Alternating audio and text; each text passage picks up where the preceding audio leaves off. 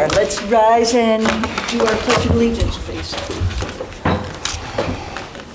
I pledge allegiance to the flag of the United States of America and to the republic for which it stands, one nation, under God, indivisible, with liberty and justice for all.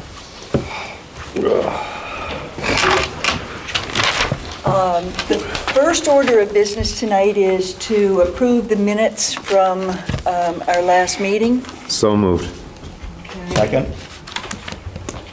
We did get some corrections from Cheryl. Thank you very much, Cheryl. Anybody else have any other corrections, additions? Sandy? Well, at the end, there were a couple of other people that spoke. I read the mission and goals of the budget committee, just so we can stay on target for what our job is. Okay. And then also Corey also thanked the administration and stuff, and that would go under committee comment. Okay, yeah, okay.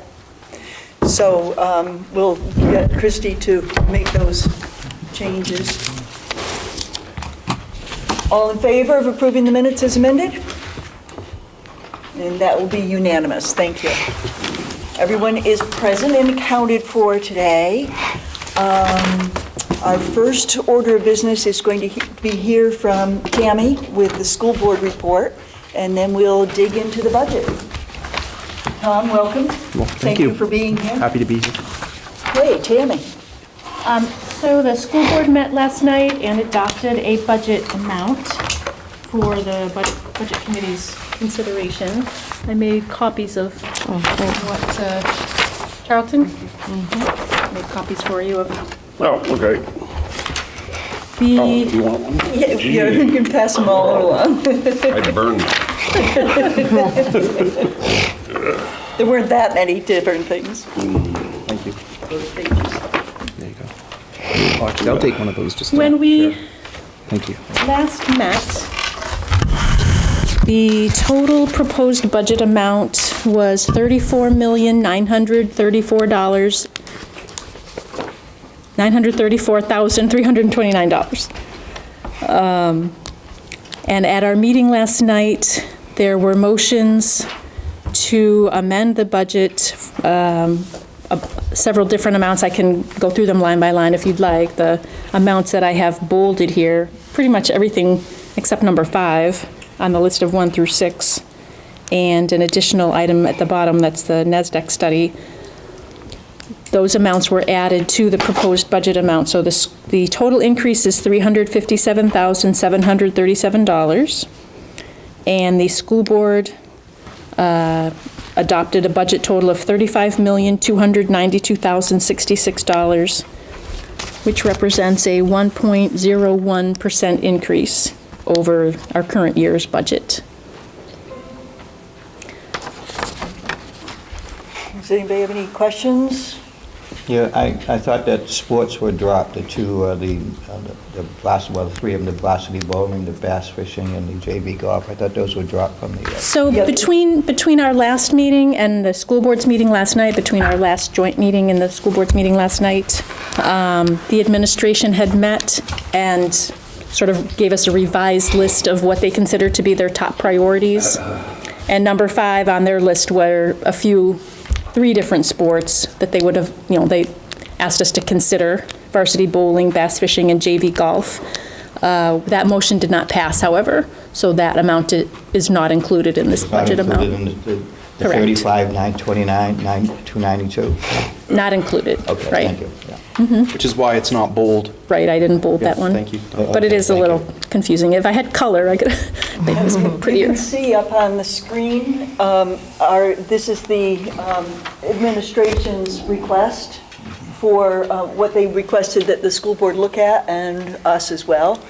And you can see that in addition to the teaching positions, the more pay for substitute teachers, which is basically raising the per diem from $80 to $90, if I'm correct. Additional supplies for Bakey Memorial, additional professional development. The sports were asked for but not done, as Tammy said. The administrative support person for curriculum director and business administrator. And then you see on the bottom, the NASDAQ study for $30,000. and the technology switches. Want to talk about what happened with those two? The NASDAQ study? Yeah, the NASDAQ study was approved, right? Yes, the NASDAQ study is a study, I mean, Mr. Ambrose can probably elaborate in more detail, but it's a study to,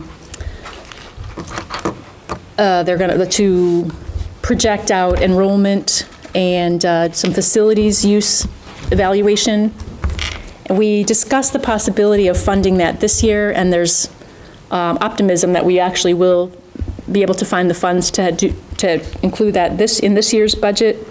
But in the event that that was not done, we felt that it was very important still to make sure that we set aside some money to do that study for next year. And if we do fund it this year, then that $30,000 will be in the budget, but it will just be, will come back to the taxpayers. It will not be spent. That was the intent. And then the technology The technology switches. There's a revolving technology fund. I'm not sure of the exact name. It's in the revolving facilities use fund that Michelle is currently researching. So if do you want me to take this one? Sure. Are you doing such a great job, though? No, go right ahead. The climate controls, we're waiting for the money from, for the estimate on the return of investment and the cost. It's kind of a big process to figure out whether or not the controls will actually affect our bottom line, so we want to make sure that it's worth putting them in. And that and the technology switches, we do have a revolving facilities use account that was established some time ago. Michelle is investigating it and has talked to Matt Angel and has also been researching the way it was set up, because we think that we can fund those two things from that line right away. So if the return on investment is good, I think heat controls is an easy way to save money, you know? And that would be, I think, when I read the response, it's Bakey and middle school Yes. that don't have that. Yes, that's my understanding. And the NASDAQ study also, in addition to, just to kind of add a little more, it's important to note that it's not just facilities, and it is facilities and enrollments, but it's also taking a look at kind of efficiencies financially that we would hope that they would help us to look for. So BudCom members have asked, why does it seem like our elementary school students are almost $3,000 per student more than other students and other districts? And we want them to help us to understand that, because that's a very complex question to answer. Sounds like a good study to me to do. Can I ask some questions? There must have been a discussion on the 2.5 teachers. I thought we were eliminating 8.2 or 8.5, and how did it come back up to putting back in 2.5 teachers? What was the discussion like at the school board? There was some discussion. The budget, the original proposed budget amount included a reduction of 8.5 teaching positions. And we did discuss, there was some, there were a lot of different opinions raised. I'm not, I can tell you how I felt about it, and I guess I'm representing the school board, so I try to summarize, but I don't want to speak for everyone else on the board. But the feeling was that this was a high priority item for the administration, and we decided that we wanted to reduce the reduction and to 6 positions this year, or for next year in this budget. So I take it this came from the superintendent? Yeah, the administrative team met and had I kind of referred to this list as a bit of a s'more, in the sense that listing them 1, 2, 3, 4 was tricky. They're all really kind of equally in the mix, and they all have different purposes and reasons. So from the beginning, when I presented the budget in November 1st, I made it clear that in order to reach the target set by the school board of essentially a 2% decrease or 0 year-to-year budget, we would have to cut 8.5 positions. And in my initial presentation, we felt that's a lot of teachers. We felt like 6 was more reasonable. And the 2 teaching positions, the 2.5 positions, primarily would affect the elementary levels. And with 2 new principals and a lot of work going into literacy, we just felt like it would be good to wait 1 more year to do further analysis on those positions. I mean, it is important for all of you to recognize too that I'm new, but we have over two-thirds really of the administrative team is new. You know, the elementary principals, all the assistant principals. And so they came to the table with some reductions that 3 months on the job is hard to really assess certain things. I feel very comfortable with the 6 positions. Okay. I do. And one other issue here, the question about administrative support for curriculum director and business administrators at $50,000. How did that come into play? What I did was I actually was wondering about whether or not that was something that is necessary or kind of part of the learning curve of having a new central office. So I asked the business administrator, Michelle Croto, and Michael Trammell to draw up a job description without my input. So I stayed out of it. I wanted them to present it to me for consideration because it's important for me to maintain a certain sense of objectivity when it comes to finances and resources. So I don't know if you've seen it, but it's on the documents that I shared with Annie earlier this week. The job description is pretty hearty. The board discussed it last night, and some folks were talking about whether or not it was 2 positions because there's so much that they're doing. And I said that I really felt strongly that we're okay with 1 at this point. Can you The share job that with description us? has 30 points on it. Is that on docs? I didn't see that shared with us. Yeah. I will share it with you guys right now. And last night I couldn't read it because it was so small and there was so Okay. much Oh, okay. info, so. We do have, I created for you, I didn't want to push the technology too hard, but I did create kind of a home page for you around the budget process.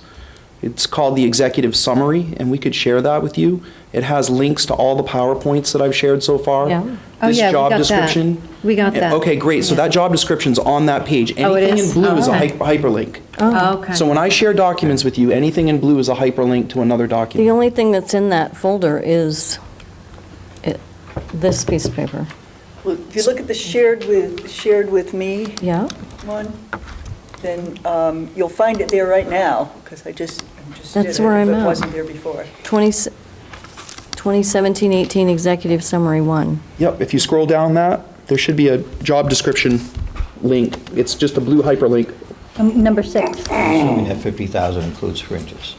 Yes, that was the intent. It is an estimate, but that's I'm not sure which folder the amount this that is we felt supposed to be in. comfortable. Shared with asking the me. board for. I know originally when you were talking about it. This was- is you were looking at and it's not 60. even, it's called 17-18. Chairman, are we getting a report from the school board, or are we going to I talk? have shared with me. I mean, I have the actual. Okay, good, thanks. That was my Sorry. question. So, I'm ready to go. I don't know where this You're is. done. Okay. So. Well, we were we're kind of asking drifting. for the school board's Yeah. input on stuff. Right, but we, Does anybody else have any questions about the school board meeting and what their recommendations were? I'm sure Tammy will be sharing some of those and her thoughts as we go through the budget. Okay, so let's go into the budget. I'd like to say how great it was that last year, most of us were on the budget committee, and Tammy and Mary, I know, were also interested and involved along the way, but we dug into the budget in great detail, line by line, and this year, the administration has done that as well. And so, we kind of knew by looking at some of the statistics out there that we were spending an awful lot of money and really couldn't figure out where all of it was all the time. But it looks like some of it's been identified, and I, for one, am very appreciative of all the work that's been done. And would like to go ahead and move forward. How would you folks like to, how do you want to do this? I thought you were going to tell us. Because you said we're not doing it like we did last year, but we didn't have much as to Well, what we are going to do. we have a pivot table, and which I think I pulled up here someplace, if I can figure out where it is. That's not it. I thought I pulled it up, but I didn't. And there was a new one sent today? Right. Yes, Annie, can I just talk for a second? yes. I thought that the idea was to go through each school, athletics, everyone that had a total budget, and look at those and either say yes or no, make cuts, changes, or whatever, and move on from that. That's the, take a vote on it and move on from that. Okay, so say again Well, what you're... I just Yeah, like this to- is what we talked about. Yeah, but, this is what we talked yeah. about. So we go through the athletic budget, for example. example. You go through it, see if anybody has any questions, any changes they'd like to make, a discussion on it, and take a vote on if that's the number we're going forward with as a group. Is that the understanding that everybody has? Well, that's okay, Jack, except we don't, some of the stuff, we don't even know where it shows up. Yeah, true. You know, Yeah. like the becoming the infamous mileage thing is all over the place. Yeah. So, I thought we could find that with the pivot table. That's what Michelle was showing us We- last night. Yeah, we can find a. I was we just can an find- example. Yeah. It's not the only one.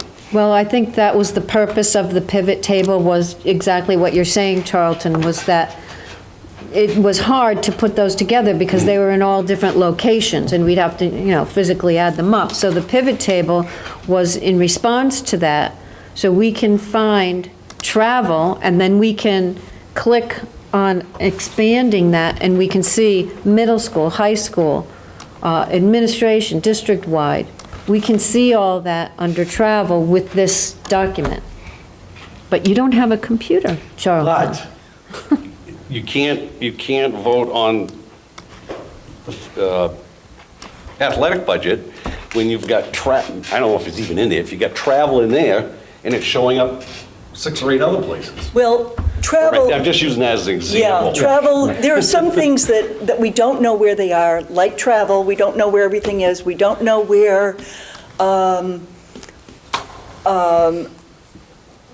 some of the other stipends and things like that are. Stipends, But those are, a lot of that is contracted, so it's under contract, so we're not gonna be able to change it, I mean, Well- just so you know that, Just so you know, yeah. I've heard this for years. I've yet to see the contracts.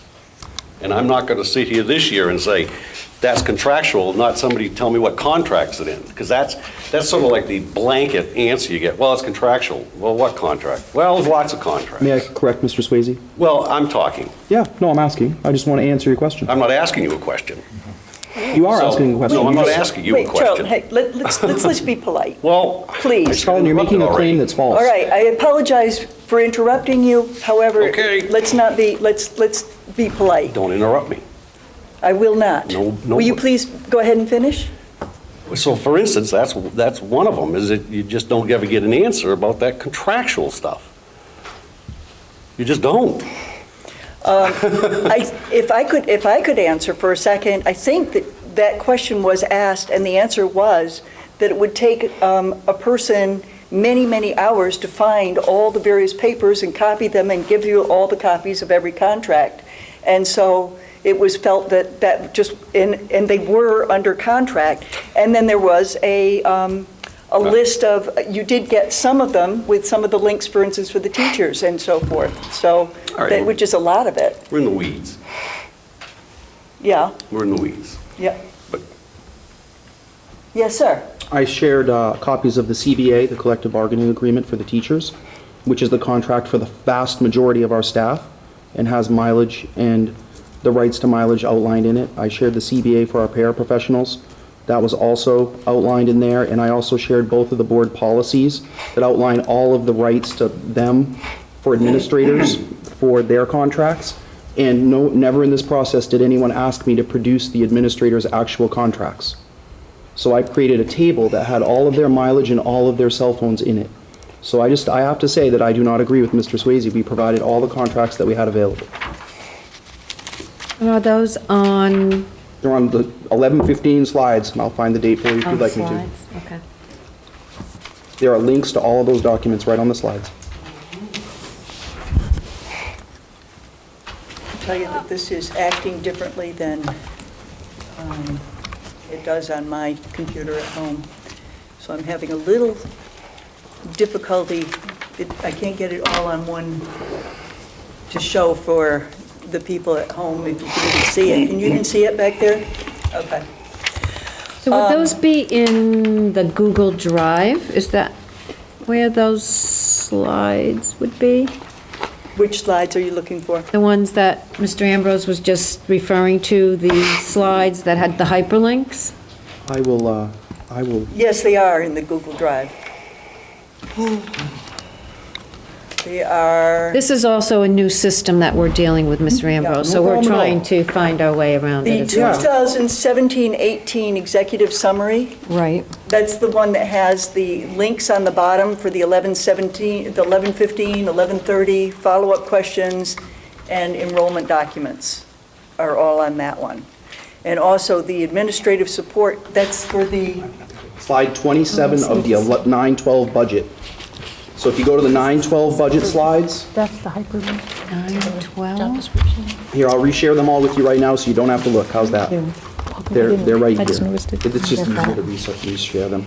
Meaning September 12th, 9/12? Is that what I'm sorry, 11/15. Okay, thank you. The 11, it was, I'm sorry, November 30th, I presented the 9/12 budget questions. You guys gave me questions for grades 9 to 12 in Oh, district-wide. okay, I thought you were talking about the date 9/12. It's okay. did so. So did I. I'm just gonna, it did, I'm sorry. I'll just share them with you right now, so you don't have to go looking for them. They're right in your email. So you can click on them. Slide 27 had the SAU administrator salary policies, the SAU administrator salary policies, the SREA support staff, and the SREA professional staff. If you click on any one of those, it will give you the actual contracted document. And all of the administrators' contracts are based off those policies, so it saves you a lot of time. You don't have to go looking for it. I also created a chart with all the cell phone and mileages so that you would know what those amounts were. That's on slide 28.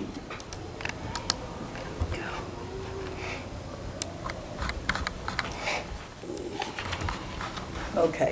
So can I respond? Sure? So this was my question, and you did not answer it. All right?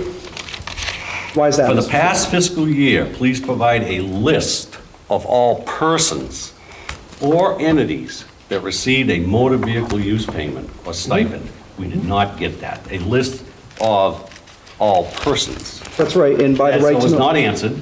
Yep. That was not answered. Next question was, please provide a list by name and position. So that would be Charlton Swayze dog catcher, of all persons who were paid for, reimbursed, or paid a stipend for a cell phone. That was not provided. So don't say that wasn't asked for. May I respond? It was asked for so very specifically. And That's right, and I followed up with legal counsel, and we do not have a document that lists those people by name, so it's not available due to right to know. I gave you a list of the number and the amounts, which is all that the BudCom has purview over. The names of those people are irrelevant.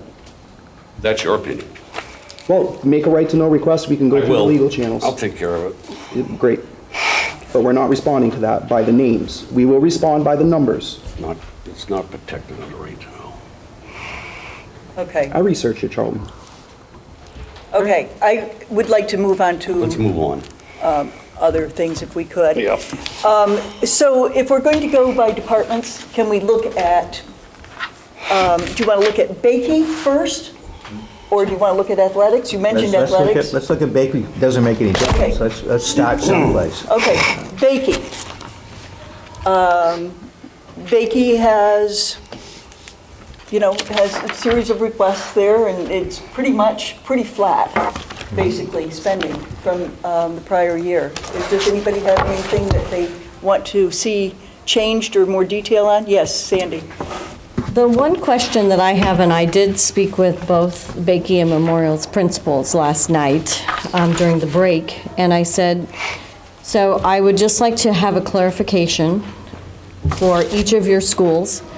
You were instructed by Mr. Ambrose to come up with proposed reductions, and they said yes. And I said, so Bakey came up with $14,985, so essentially $15,000.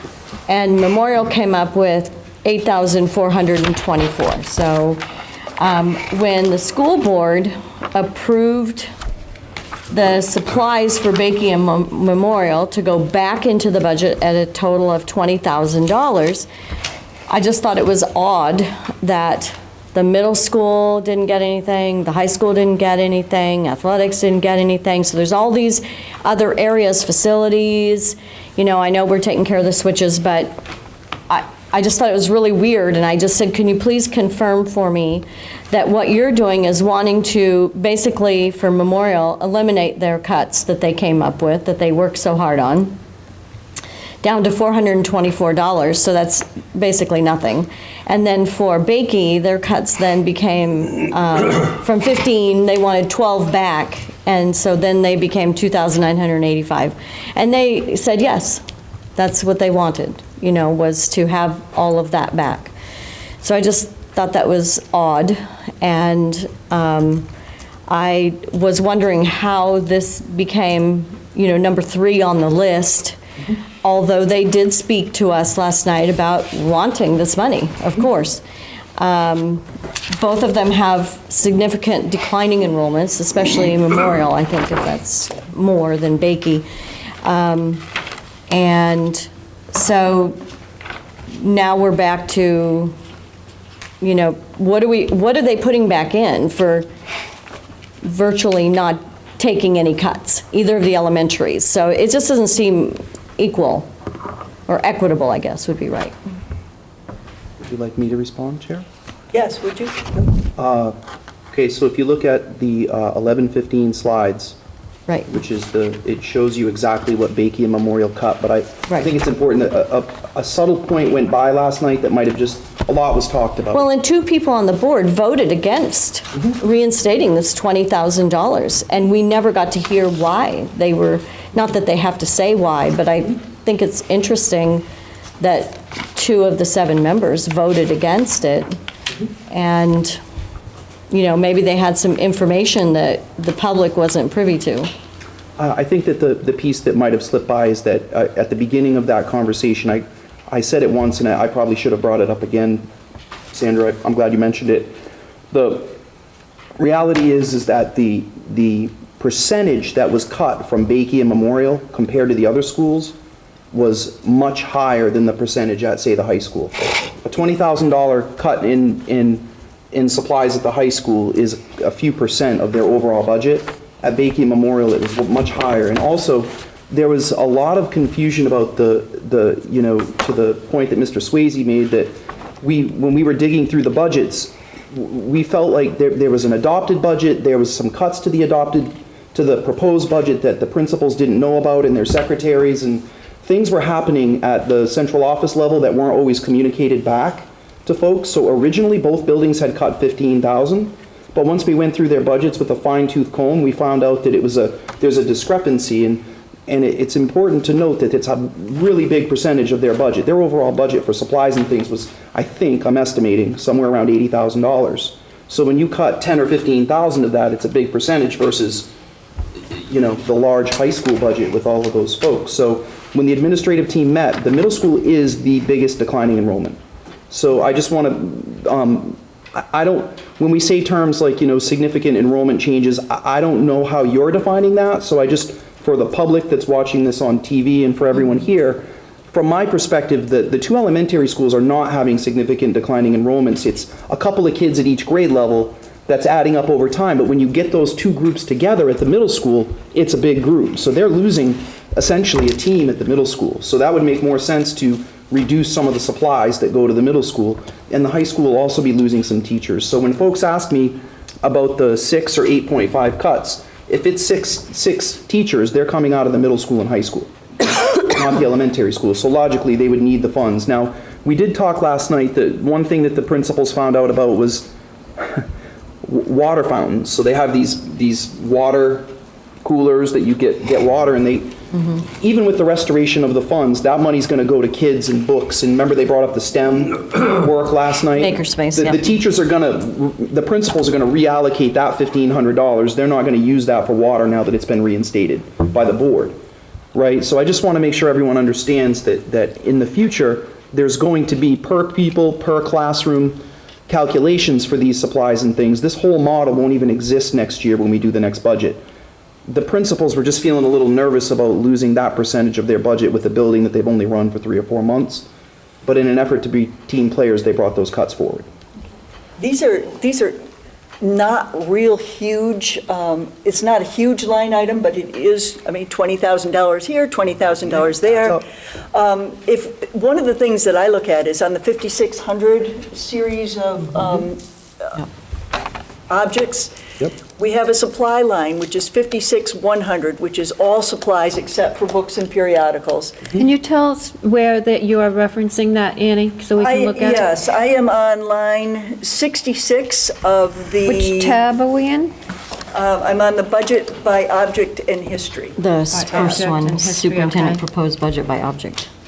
And I'm looking at 66 and 67 and 72.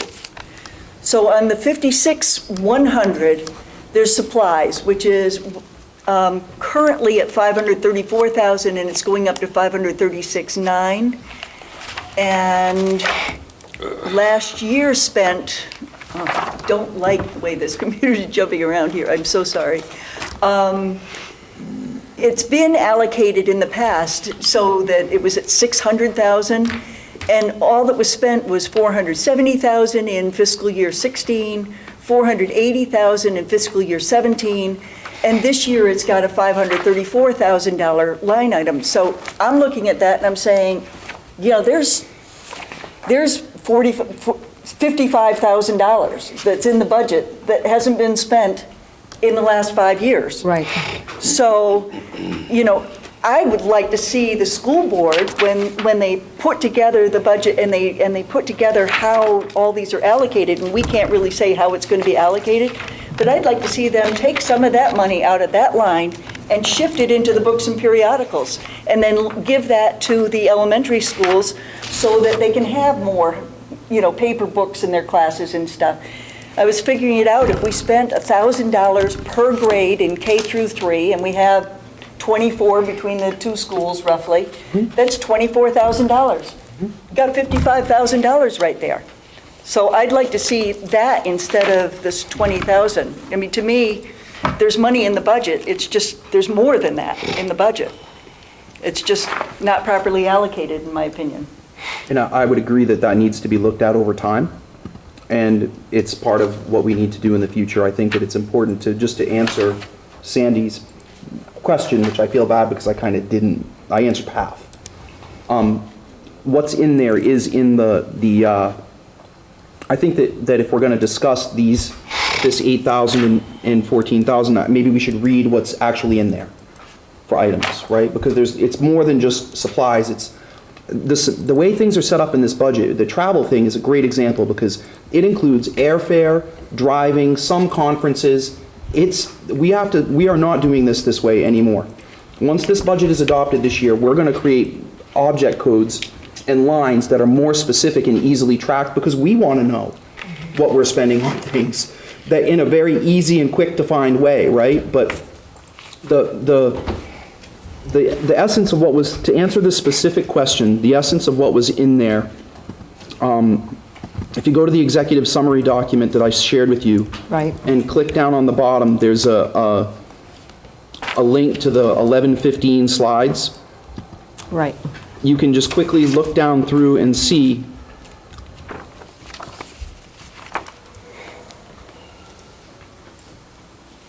Are you the proposed reductions? Yep, Yeah. the proposed reductions. It will Right. give you the, Well, it looks to me like the most important thing that they seemed to indicate when they spoke last night, the two principals, was replacement furniture. So if that is the critical piece, and we really do have enough, when you compare spent monies in the history with what's budgeted even for fiscal year 18, and there's really actually enough money in that budget, maybe there is an allocation issue. If what they really need is replacement furniture, then why don't we just restore replacement furniture for each one of them? So that when they talked a lot about whiteboards and. Shelving. What? Shelving at the. Shelving in the library. And so if they need $68.55 at Bakey, and what was the number for Memorial? Here it is, right here. $68.24 for Memorial. let's restore those two things, because that seemed to be what they prioritized last night. Instead of just, 12 and 8. And then let's see, if the record reflects that there is enough funding for those things, and if we need to do some reallocating, that's the school board's responsibility, and that can be requested, right? Yes, I think that I was just looking at the slides there for a second Yeah. to get a sense myself. Okay. Again, because it has been a little while since I've reviewed that specific slide. My sense, and Tammy, please feel free to chime in, because I do not want to get in the position of speaking for the school board, but my sense was that because, as Annie said, relative to a $35 million budget, this was a relatively small, 0.00000 whatever percent Right. of the total budget, Sure. that it felt like it was just not necessary to quite go down that level we didn't go down that level of taking the specific requests. So I just don't want to, the principals were just giving a couple of examples. I don't know. I know for sure, for example, that we could cut 3,000 off that 20 right now, because that is the water fountains. Right. Right? If you all wanted to do that, I feel completely comfortable with that. The board just didn't go to that level of detail last night with that specific item. Some items they did, that one they didn't. But I talked about the $3,000 and that we would use that for other things such as maker spaces. So if part of the thing that needs to happen here is the allocation of the money, the fine-tooth comb and having a conversation about what's going to teaching and learning versus what's being used and not used. Right. And then also the conversation about what Michelle doesn't always like me to call, because there's lots of rules attached to reserve funds. Yeah.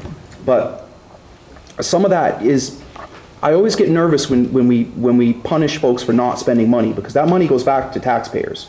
So yes, there might be some extra money in that line of whatever amount that Annie just said, but to me, they're being responsible. They're not just spending every penny in May. And I don't want them to do that. I want us to spend what we need to teach the students the material that we need to teach them, and then turn the rest back to the taxpayers. So That's been a difficulty in our district, in heard that. returning money to the taxpayers and a spending spree, which, you hate to categorize that and put that in quotes, but we've seen it for so long. There is a concern that we do need to have a finer tooth comb in order to make sure that the taxpayers are getting accurate information and paying for the adequate education for our students, which we all want. Cheryl? I have 3 questions. What is makerspace? Thank you. Makerspace is it's a term for a space in a building where students can create things with technology. A common item that's in a makerspace area is a 3D printer. So students actually create things with STEM, with engineering, and then they actually print whatever it is that they make. The other things that can happen is a makerspace can utilize things such as color printers, lamination, things like that allow students to create projects. And what is the amount allocated for that? There's no specific amount at this time. It was just asked last night that if they left the money from the water coolers in the I guess you call them the fountains, I don't know what they're called technically. Bubblers. The bubblers, thank you.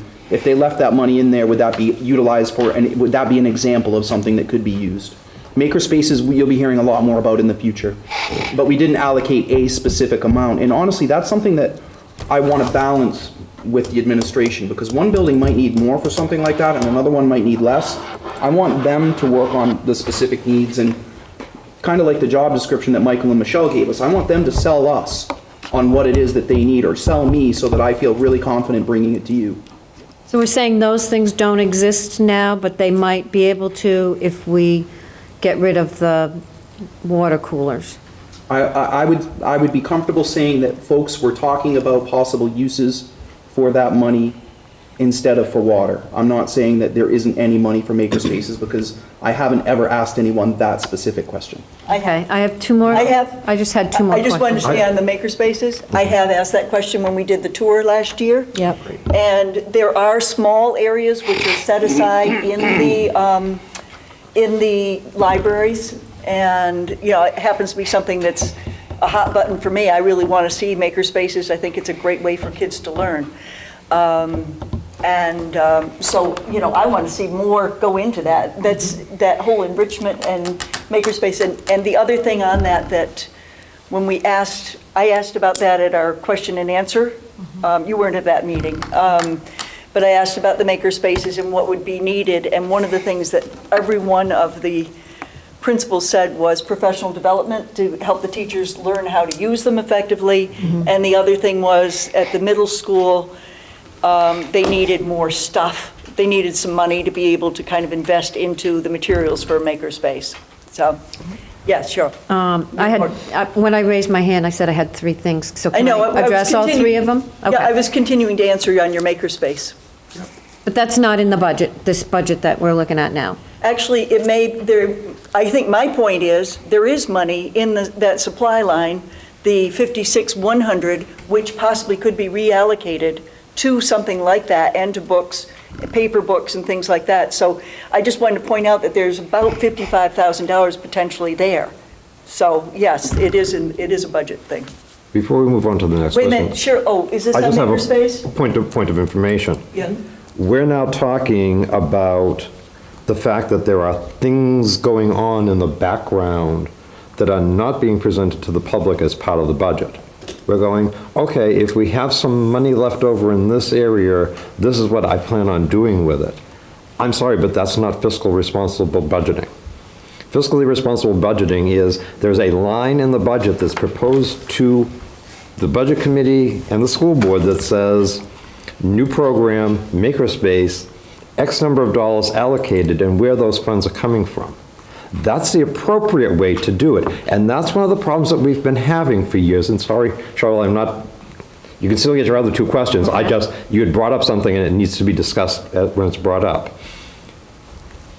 We have things that suddenly appear in the district, no matter how wonderful they are. But people go, oh yeah, last year when we were budgeting, we had this idea, we didn't bring it up because it was new and people might not like it, and I'm sorry, but you can't say, well, if we leave $3,000 in there, instead of doing the bubblers, we're gonna use that money for another program that nobody has heard about yet. Okay, you're right. And that is the type of thing that it makes it impossible for me to go to the public and say, yes, you need to support this. You need to come to the deliberative session and make sure that, nobody cuts the budget further, because they look at me and they go, gee, I just heard there's $3,000 here. Where else does it go in the budget? Do I go to find the other money that is supporting other things that we've never heard of that are going to suddenly appear? May I answer that? I think this is great. I just want to, I want to say that maker spaces, just to be clear, are not new, but there might be new terminology. But what it is that maker spaces essentially are places where students are using already existing supplies.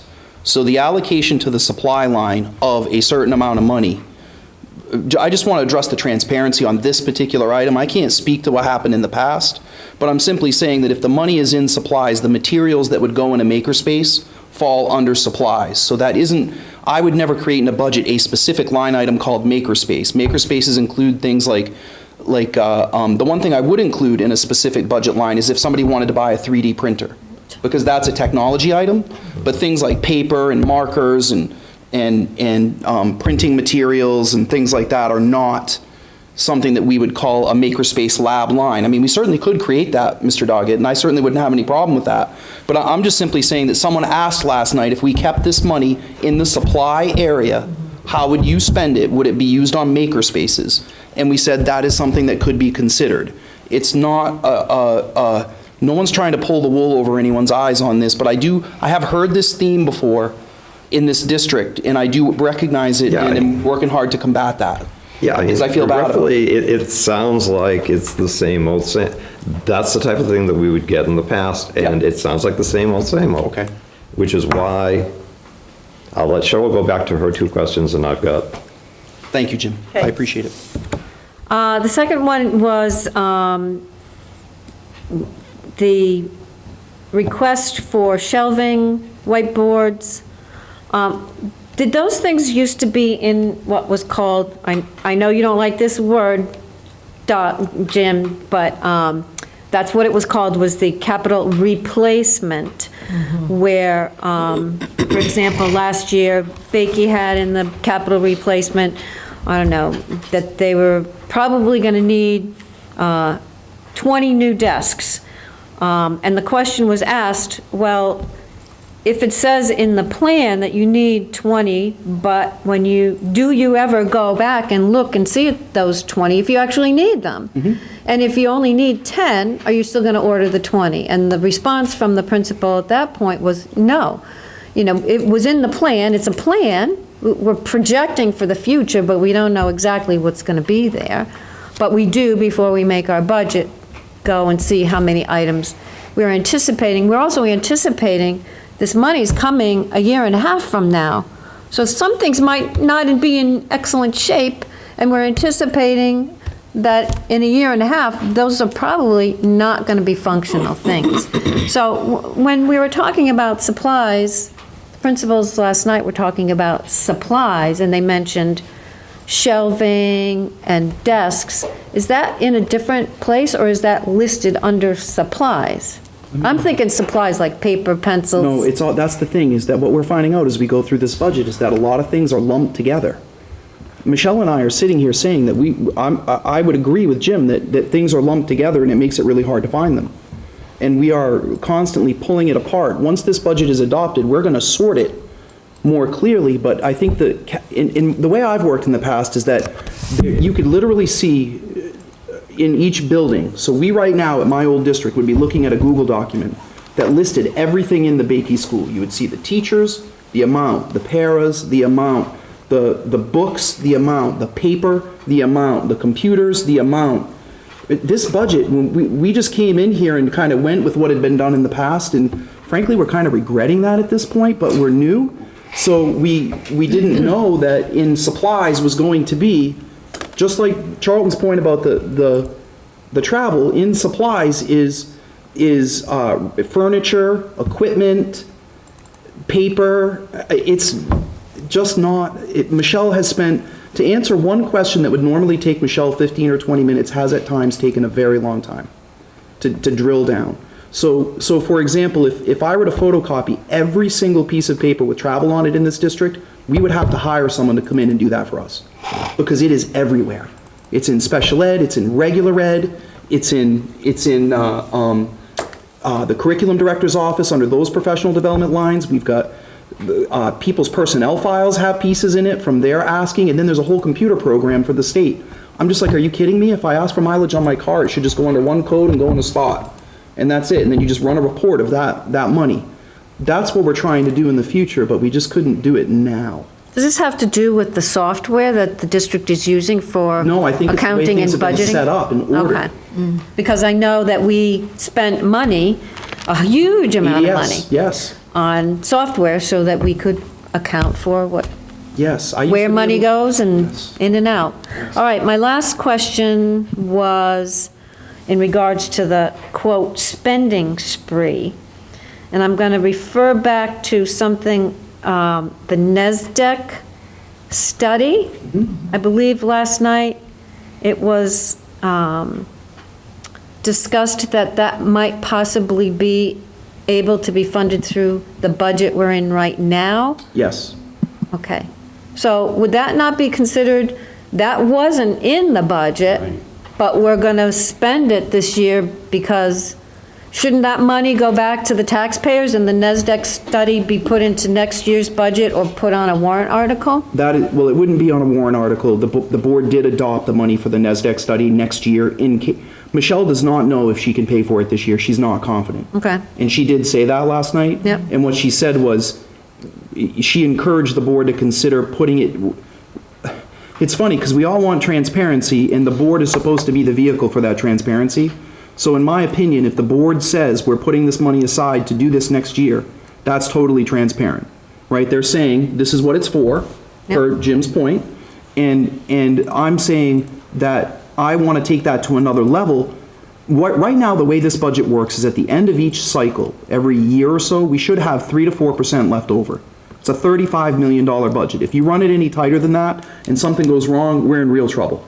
Well, let me Right? just, before you go on, to say that in the past, that has been said that the budget's being mismanaged if that much money is left over. Yeah, So folks- maybe it's a different, some Well, we opinion. can have opinions on that, but what Michelle has told me is that the practice, from an accounting standpoint, as an accountant, she has said that 3 to 4% for a budget is a standard practice to then turn back to the taxpayers or use for tax relief. Now, the board apparently does have the right to authorize expending some of those funds.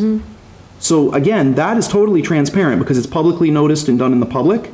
What I'm not gonna have happening is somebody funding a makerspace at the end of the year because there's $3,000 left somewhere, not that that would cost, I'm not using real numbers. I'm just addressing Jim's question because it's a legitimate question for our community. I mean, all I've heard from the minute I walked through the door is transparency, transparency, transparency. And so what I'm saying is that to be transparent, there should be 3 to 4% of the budget, or it should be in clearly defined reserves so that if we have an emergency, we can just pay for it.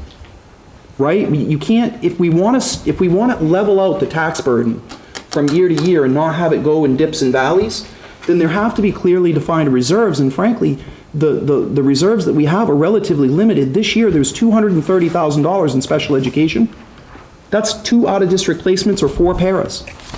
We've had 2 kids move in that needed paras, and we've already had an out-of-district placement.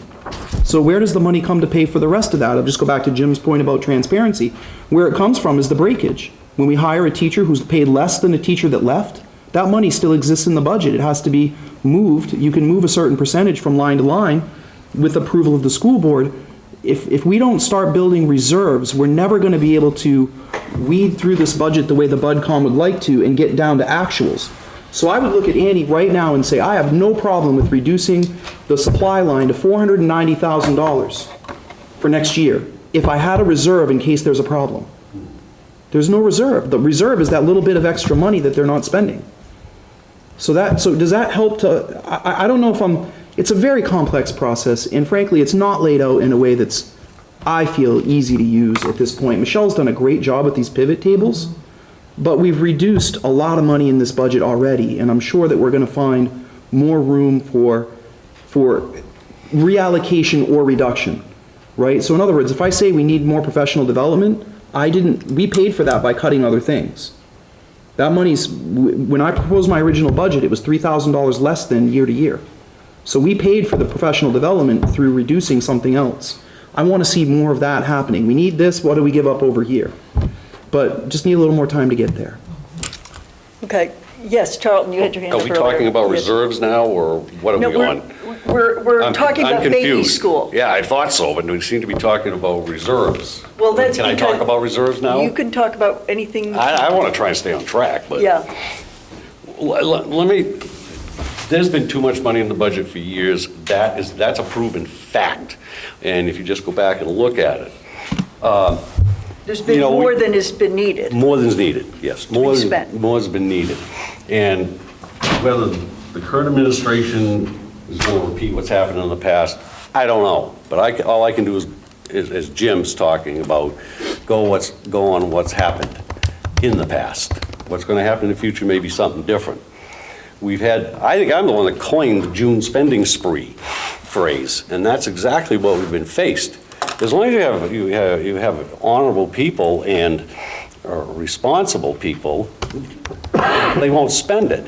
But this money that wants to be put in reserve in the past has been the devil's playground.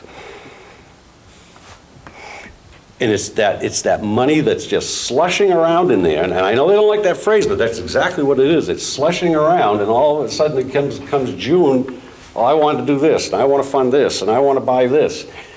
And then you get the lame argument that, well, it's already been taxed, so it's not costing anybody anything. That's been so false, it's unbelievable. Who said that? Well, that's been said in the past. The It's already taxpayers been- already paid for this. Who said that? You didn't say it. No, I'm just asking. I would never say that. Jim, Previous superintendent, actually multiple. just let me finish.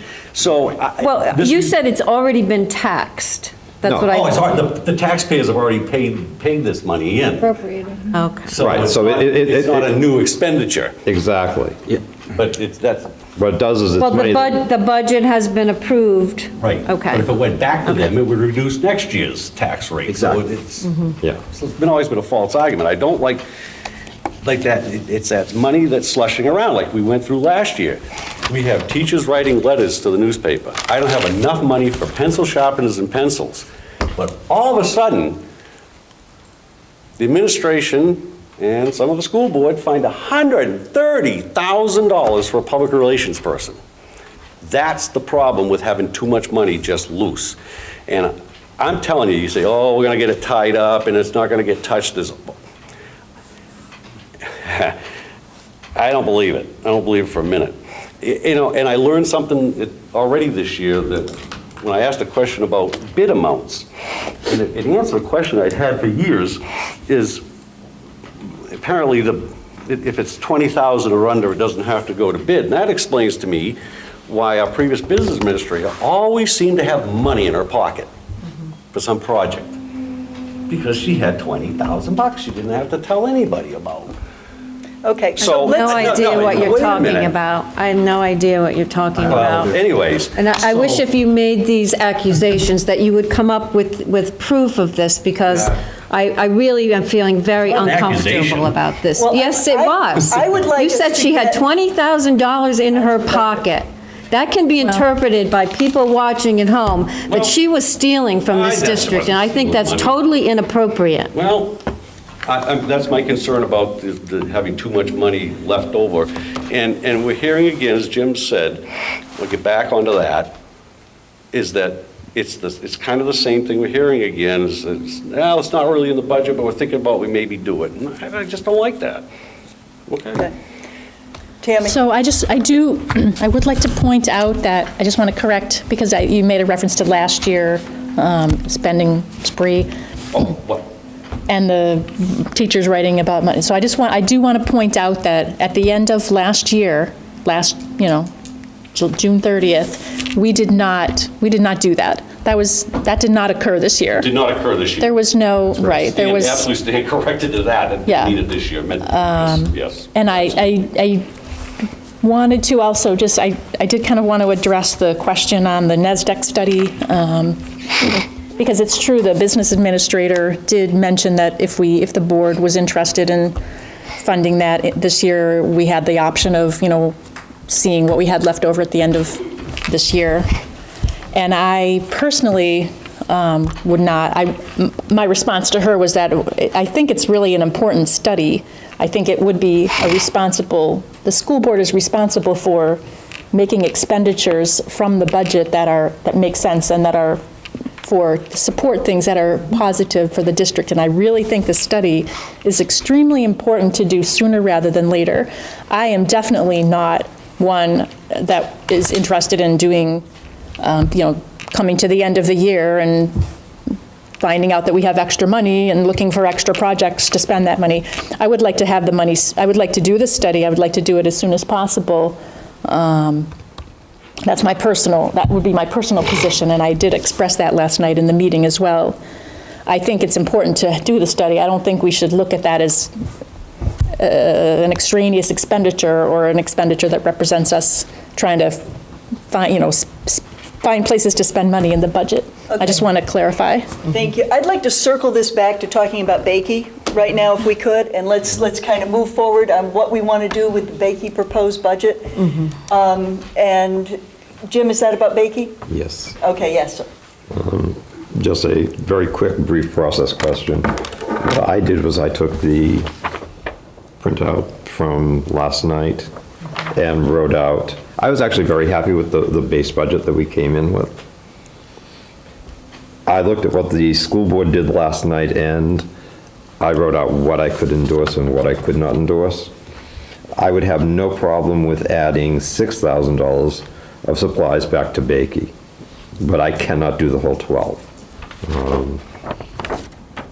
Over the years, and this is just due to past history, that number has climbed for many years, even though enrollments have declined in the elementary schools.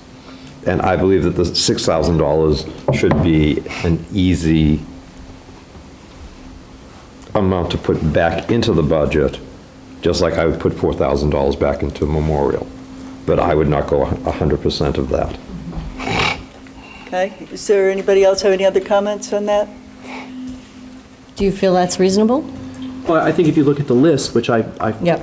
had to dig around a little bit myself because I'm trying to answer questions and look, the supplies for admin, $1,000 for digital handbooks, I think we can live without that.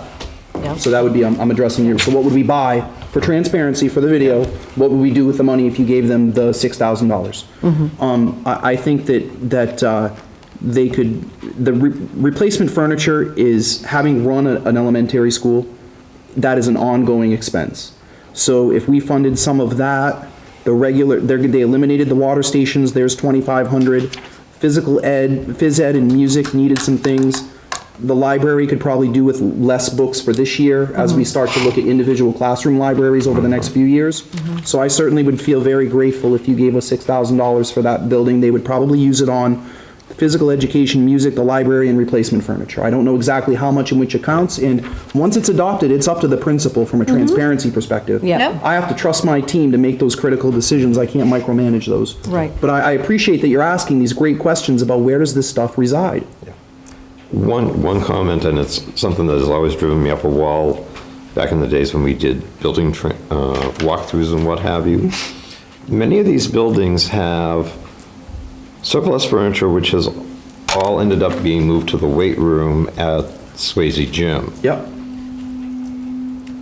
All that, they got rid of the broken and hazardous property. And I remember I made this comment 2 years in a row. Last time I was in that weight room, there were 200 desks and probably half as many chairs. I don't know exactly what they're asking for, but we always did have, and it wasn't called capital, it used to just be called furniture replacement line in every budget. And they would list and say, yes, at one time we did a classroom a year, and then we actually ended up having, because classroom furniture doesn't wear out quite as quickly as people seem to assume, every school had all new furniture in it, basically. And that line item sort of went away. If we have decreasing enrollments, then we should be, okay, somebody's asking for 20 desks and chairs. Do they actually need 20 desks and chairs? Or do we actually need to look around the district and see where the surplus has ended up? Yeah. And I'm loath, I'm one of those people, before I go to Demoulas, I look in the refrigerator, and if I see I have a full half gallon of milk, I don't buy another one, even though I'm gonna need one next week. So that's sometimes how some of these things, I looked at and I went, okay, I can give Bakey back, or put into the Bakey budget, $6,000 for supplies and $4,000 for memorial, but I could not do the full 20. Thank you. Okay. Are there any other comments? Does anybody have any other thoughts on that, or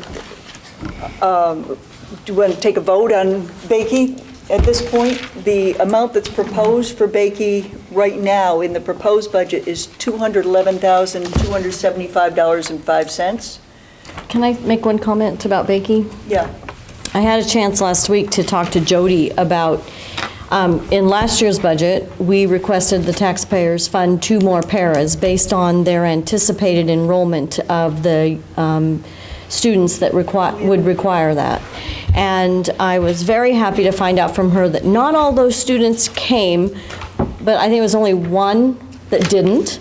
And that they do need the paras. They need us to continue those paras, and so I am full support of those positions not being cut because they need that support there, and it was a really good thing in the budget that was anticipated, requested because of that anticipation, and they will continue to need those paras. So it was a good thing about last year's budget that should, remain in the budget for this year. Okay. Yeah. Cheryl? I have a question. It's not about Bakey, it's about process. I know that we did not, in fact, all vote on the final revision of our process guidelines. However, I clearly remember that everyone here pretty much agreed that if we were going to ask questions, that they were going to be funneled through the chair. So I'm wondering how Mrs. Osterloh is able to approach the principals and the special ed director on her own and ask questions, because if that's okay, I really missed out on that, because I would have liked to have done that as well, because I had questions that, you know, Mr. Ambrose did a presentation, but I was hoping to hear from the people who created the budgets.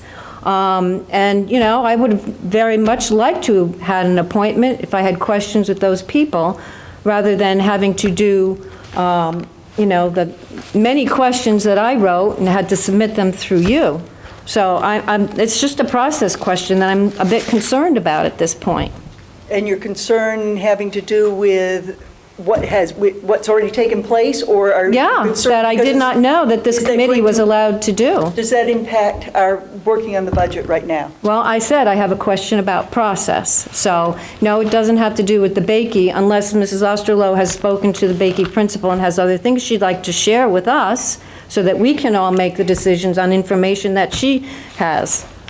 I'd like to point out that there were people, administrators who were here during the two joint meetings, and they were here to be able to be talked to. And I think that's exactly what Sandy did, was to talk to them. That's all I did. I know I talked to a couple of people too. After the meeting? I took my During giant the break. white book from last year and said, what did we ask the people to fund? And one of the things that, Well, I don't think that's the transparency if process you did it needed- during the break. If you were going to ask questions and we were having the process here, it should have been done in front of the public. Well, right now, and may I was- and with understand, but Memorial- right now, All right, I'll Sandy's- drop it. I just wanted to Sandy's go on bringing record. out I have what a she- what question she about learned. that. So with it is- Memorial and Bakey, I was referring to your slides, because I wanted to know, is this a separate 20,000? Or is this, and I wasn't allowed to, public comment occurred before any of this conversation was had with the board, with their budget. So there was no opportunity for the public to comment or ask a question last night. And all I wanted to know was, in reference to these slides, is this what you need restored? And they both said yes. And then they asked me who I was, and I told them my name, and they asked me if I was a taxpayer, and I told them I am. And then I also told them that I was on the budget committee, because I wanted to know exactly what I said earlier, which is, why did two people on the school board vote against this? I wasn't going to find out that answer, but clearly they felt that this was not necessary. I'd like to, So I was just checking to see if it was necessary, and they said it was. I would like to just say that I don't think, Cheryl, that any person running for office and serving in a capacity gives up their right to be a citizen of this country and of this district. And if they have an opportunity to have a conversation with somebody, they have a right to have a conversation. All right, then, I thank you for letting us know that we can do that, because I thought we were acting as members of the Budget Committee. We are acting as members of the Budget Committee here in this meeting tonight. We also, in our lives, are human beings who have other rights and abilities and roles. Okay, so if I speak to I someone, didn't- I will go as a member of the public then. You've done that, you've stood as the member of the public at the microphone. Right now, for Bakey, the proposed budget that was in the original proposal is $211,275.05. What has been proposed, I don't hear anybody asking to take anything else out of here. I didn't hear any of that conversation. What's been proposed by the school board is to add back 12,000, to add 12,000 into that, and what Jim has said is that he'd be comfortable with 6. So I'd like a motion on... I'll move But you're going to move to, to put the $6,000 in. so that would be $217,275.05. If that's the number you, Okay, and then Jack seconded for Christie when she gets the video. Is there any further discussion on that?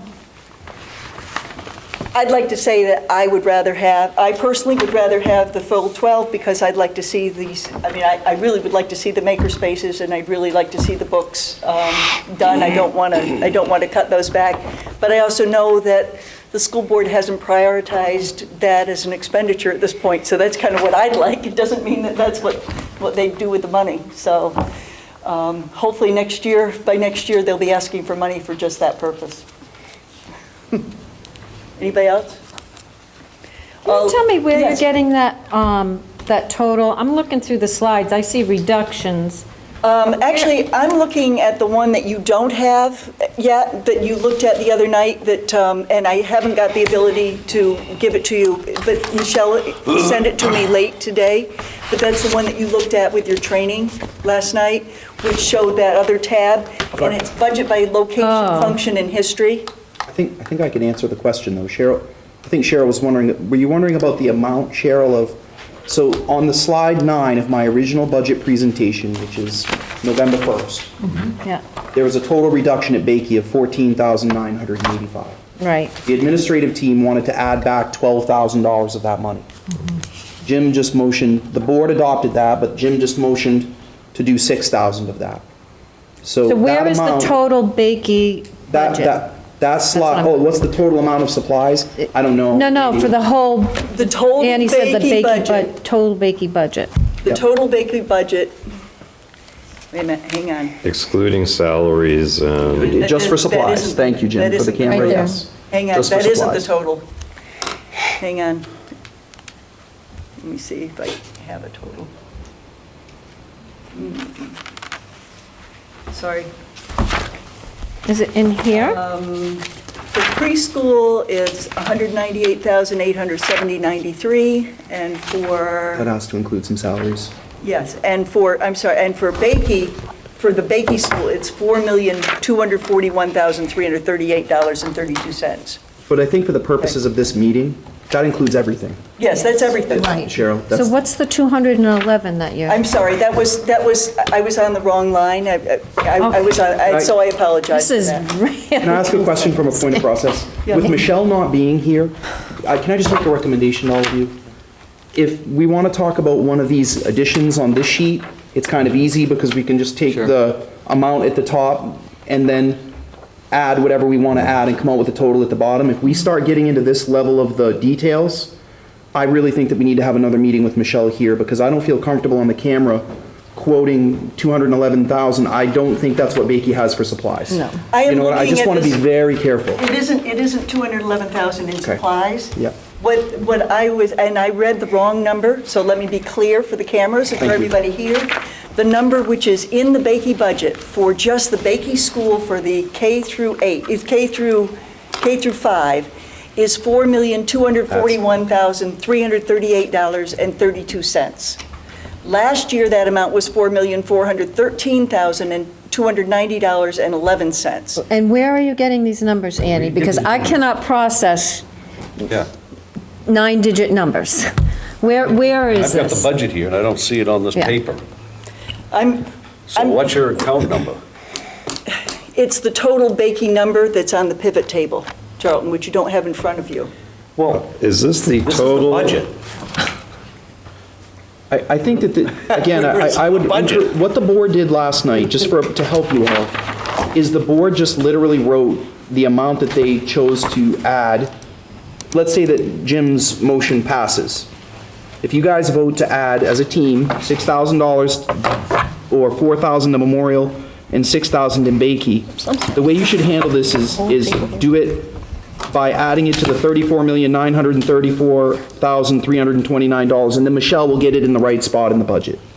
That's my advice to you as a committee. The board didn't even do this last Madam night. Chairman, in the purview of the Budget Committee and what we have authority over and not authority over, I would like to edit my own motion and simply say that, let me find the number.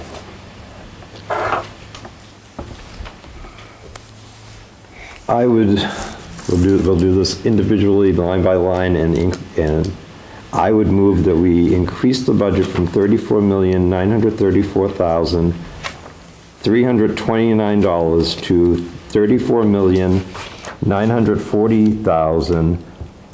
$34,940,328 to reflect a $6,000 increase in the Bakey supply line. Perfect. Okay. And so, Jack, is that okay to? Yes. You'll amend, okay. Yes, Charlton? What line in the budget Is that reflected? We don't do lines.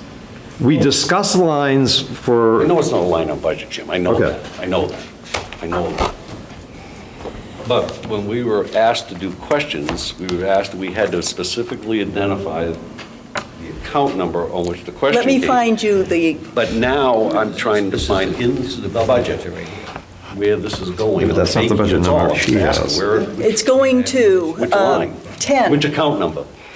It's going to 56,100. I believe so, but without Michelle here, I don't. Supplies get it. baking, oh, that's what I thought, because that's what I've got open Okay. here. So Okay. 56,100. All right. Okay? Okay. Annie? Yes. In the budget book, the budget for Bakey is $4,440,000. Now, what is your number? It doesn't really even matter at this point. Oh, here it is. Go with the budget book. Right. $4,440,000. however, it's just easier to It's the add it to first the page bottom of the line budget. with And page 19. Page 19. $4,241,338.32. Is that what you said, Cheryl? Yep, $4,440,209.25. It's in the budget book. Okay, that's got the preschool in it. This is too. the Okay. superintendent's proposed Yep, budget. that's including the preschool, the pre-K. Okay. Oh, right. That's why it's different. Okay. Okay, so there's a motion on the table.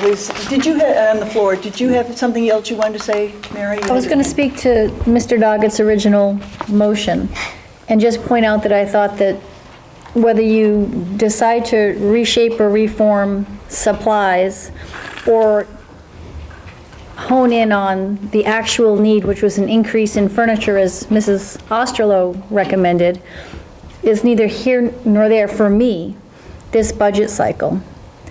There's a commitment by our superintendent to redefine that going forward. So I'm not going to sit here and quibble about $2,000 in a $35 million budget. So I'm not passionate one way or the other, and I think we're getting ourselves into a tizzy here about splitting hairs. What it boils down to is, what are their needs? Are we adequately funding it? And do we trust our administrators to oversee the process and spend this money in the best interests of our children? That's all I'm going to say about this particular issue. Thank you. Okay, so we have a motion to increase the total budget by 6,000 for Bakey. I personally would rather do the 12, but, so, are we ready to have a vote on the 6? All in favor? I thought the motion was to increase the budget of $34,934,000. It is, to increase the total budget by $6,000 and to reflect a Bakey need or a Bakey amount. So does that mean we're not going over any of the other locations? We're just increasing? No, we're just operating on the Bakey motion right now. We're discussing Bakey only. So why aren't we voting on this $4,440,000 and add that to the Bakey budget and Because then the- do the memorial? Because the motion is to increase the total budget by $6,000 to reflect the supply line item for Bakey. So when we go to memorial, we're going to, We're going to do the same thing. Because we decided as a group that we would go department by department. So that's what we're doing. We're doing our first department in an hour and 20 minutes, and hopefully we're going to be able to move a little faster. well, when you said we were going to do that, you also did not define it, and I did not know we were going to take every single location and add it or subtract it from the total amount of the budget. Fine. I It's get that very you didn't hard know to that. track what's going Okay. on like that. Okay. We have a motion on the floor. Can we have, all in favor, please say aye. aye. That would be Jim, anybody else? And opposed? So the motion failed, and, oh, I'm sorry, are you voting? Yeah, How did you vote? You asked I for will abstain. any Okay. abstentions. Okay, okay. So the motion fails, 1, Mr. Doggett, 5 opposed, and that would be Mary, Jack, me, Tammy, Sandy, and Cheryl, and 1 abstention, Charlton. That's for Christie. Okay, can we have a motion for 12,000? So moved. So moved. Second. Okay, so that's Sandy and Tammy. Do we need further discussion? All in favor? And opposed?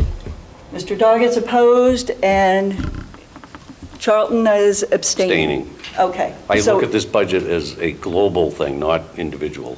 So I reserve my budget vote to see where this ends up. Okay, So our new budget now is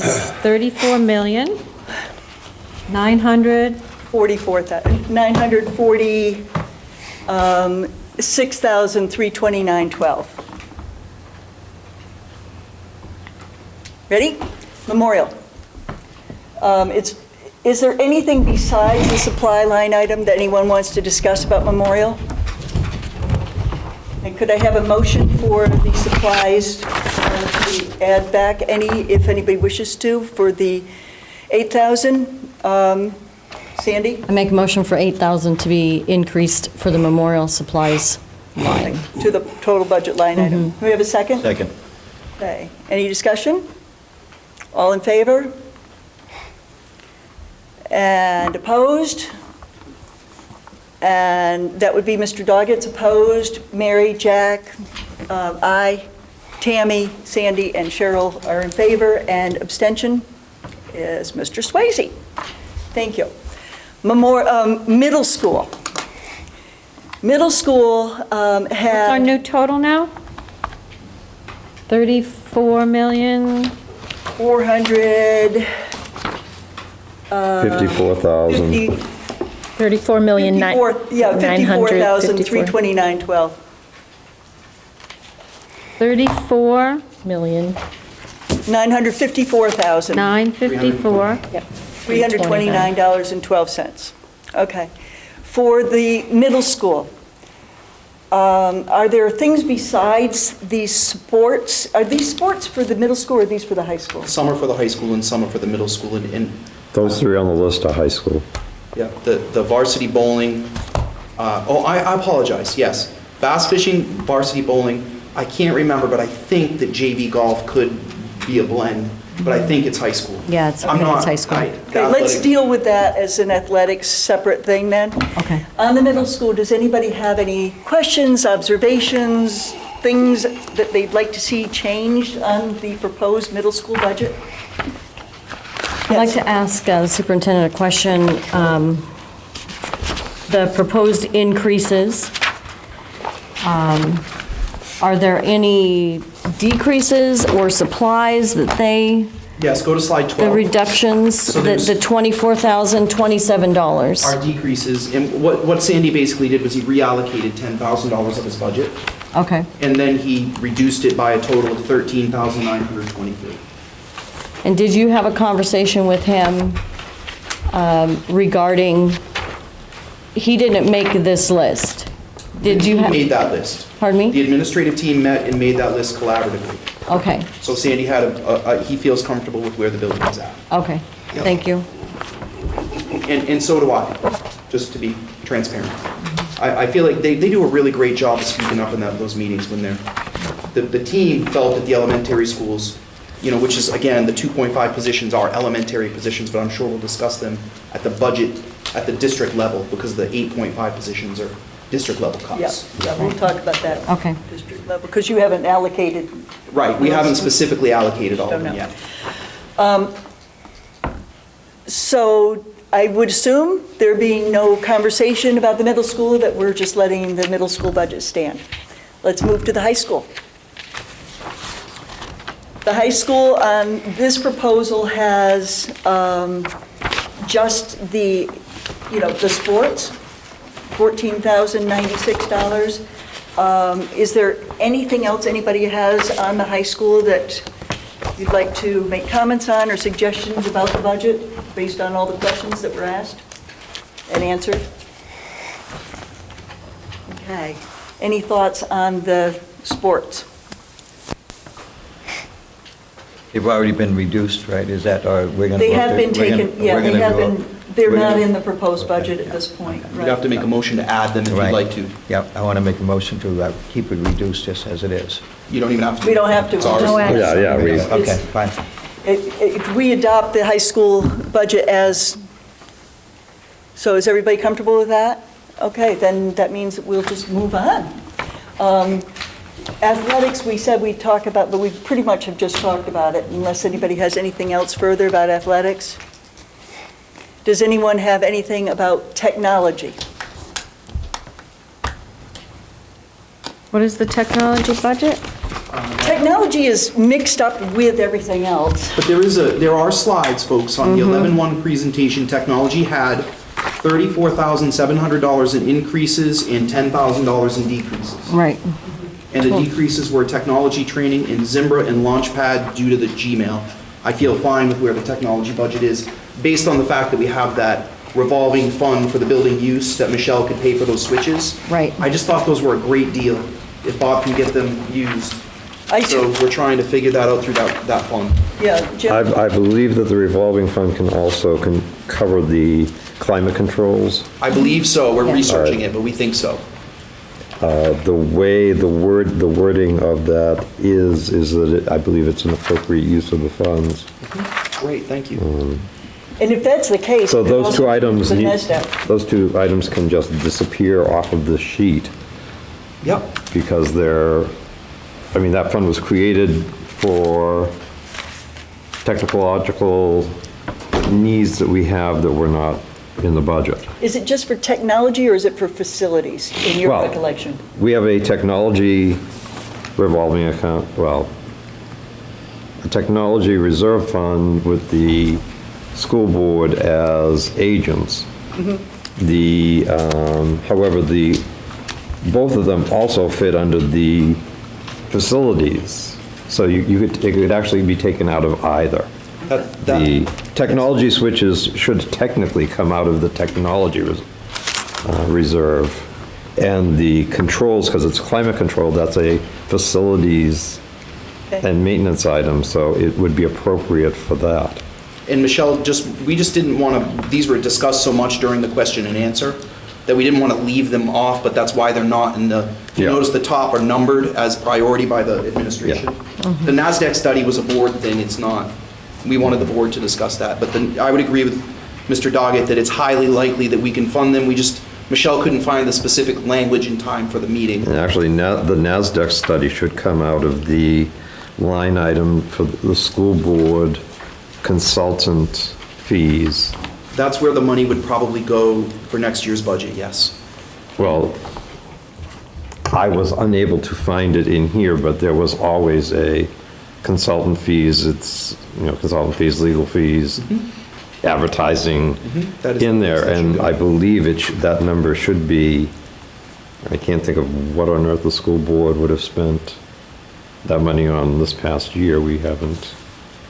I don't have, again, I would need Michelle here to speak to that, that's her. Yeah, so those items to me are not even for discussion.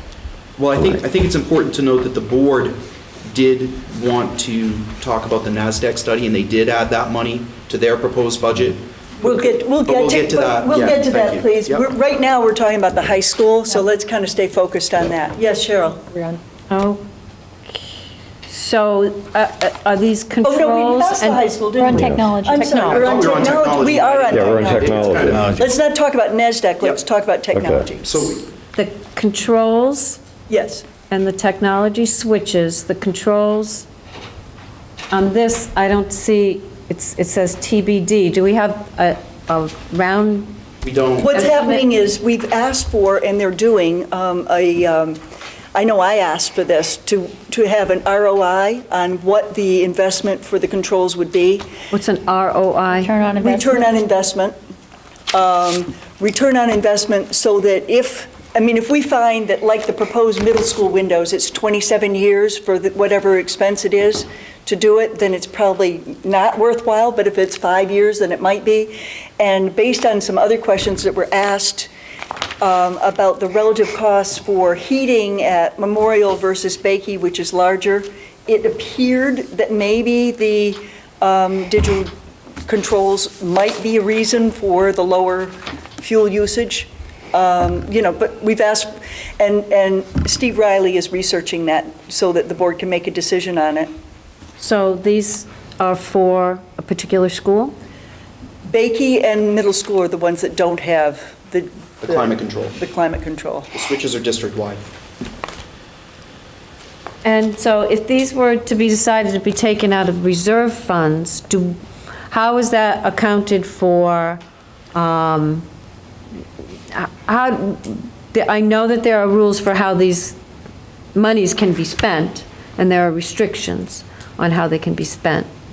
So when do we decide we're going to dip into those funds?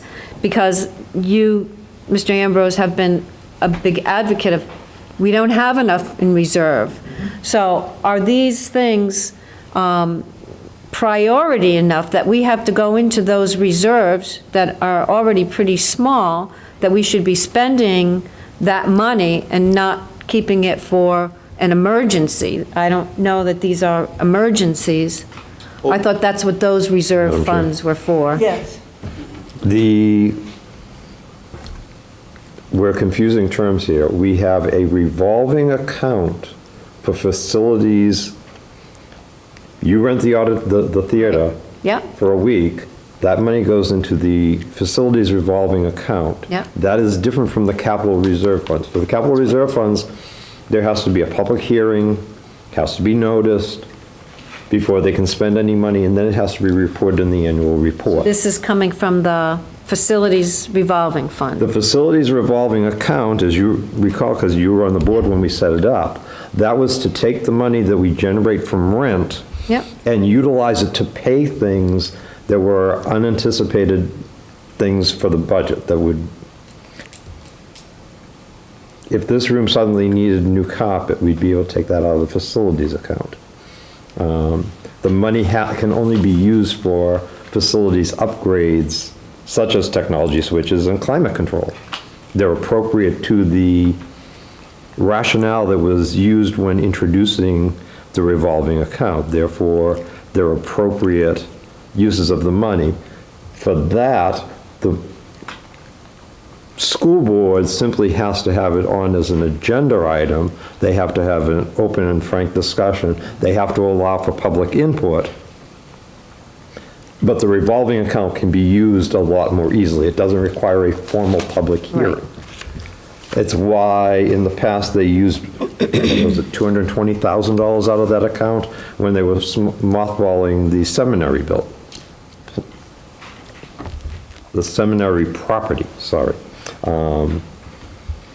Those two work into that area, and it's appropriate. These are the type of things. One is a replacement, the other is sort of the climate controls to me is an upgrade. But there's no taxpayer money in that account. That is money that is generated through the rental of the facilities. And the taxpayers said, we're going to allow you to take that money and put it into an account rather than putting it back into the general fund and reimbursing it every year. And as long as you're, forthright in how you're spending the money, you're allowed to use it. It's much more School restrictive. board votes on how to use that money. Well, the board has to vote that is an appropriate use of that money Yep. from that account.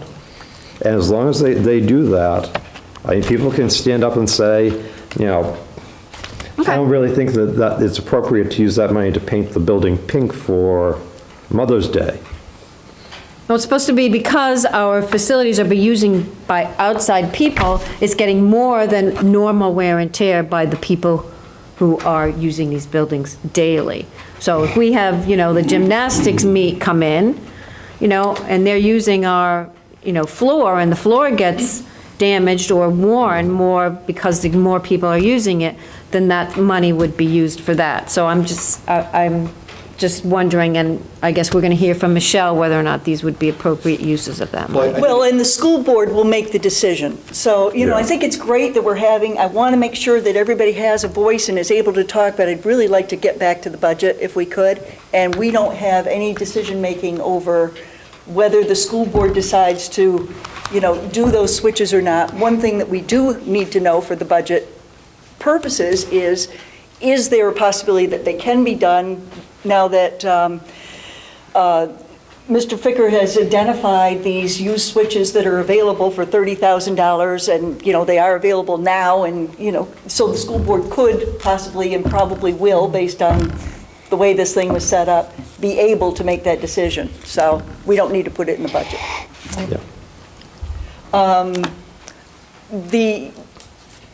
So is there anything else on technology that anybody would like to propose or say or come up with? Yes. Are these online subscriptions, are those included in technology, or are they included in some other category? They are all over the place in the budget. And we created a spreadsheet to try to track them all, and it was very large. So I have tasked Mr. Turmel with doing the following, which Cheryl, I think you weren't at the meeting where Taryn Lytle asked the administration to do a survey of what are the most often used. That was one of That was my your questions, question. Okay, yes. so we did Yeah. that, and that was answered in one of the slides. Mm-hmm. But to answer your question today, they're in a variety of different lines in the budget, and that goes back to the earlier discussion about travel and supplies. I feel that they should be very easily located. This is what we pay for online subscriptions at each level. This is what we pay for software, because there's a difference, right? An online subscription is like the Gmails type stuff. And the software is stuff that we purchase, like Excel or Microsoft Word. And then online subscriptions that are used by students Versus- as opposed to online subscription used by teachers or administrators for running the district. And Cheryl, I'll just make a quick comment that there is a lot of, I feel that we need to streamline what we're doing both with online subscriptions and softwares for no other purpose than the teachers have told me that it's too much. That there's too many places, there's too many things, and to use something, you have to do it well. You have to do one thing Information that's- overload. Yeah, it is. Schools are often data rich and information poor. So what we want to do is streamline things for them, and we're already working on that. So my question, why I'm asking it now, because we're talking about technology, Yes. is if I were to suggest a decrease in that, would that be from the technology budget? I think so. But I would caution you to be careful, because some of those subscriptions are more than 1 year. So even if we decrease it, we may still have to pay for it. It's not that easy. So we have one that was a lot of money, $50,000, that was grant funded for 2 years. So we have to pay it for next year, but it was not an impact to the taxpayers. But in next year's budget, the anticipation would be, are we asking to continue to fund that?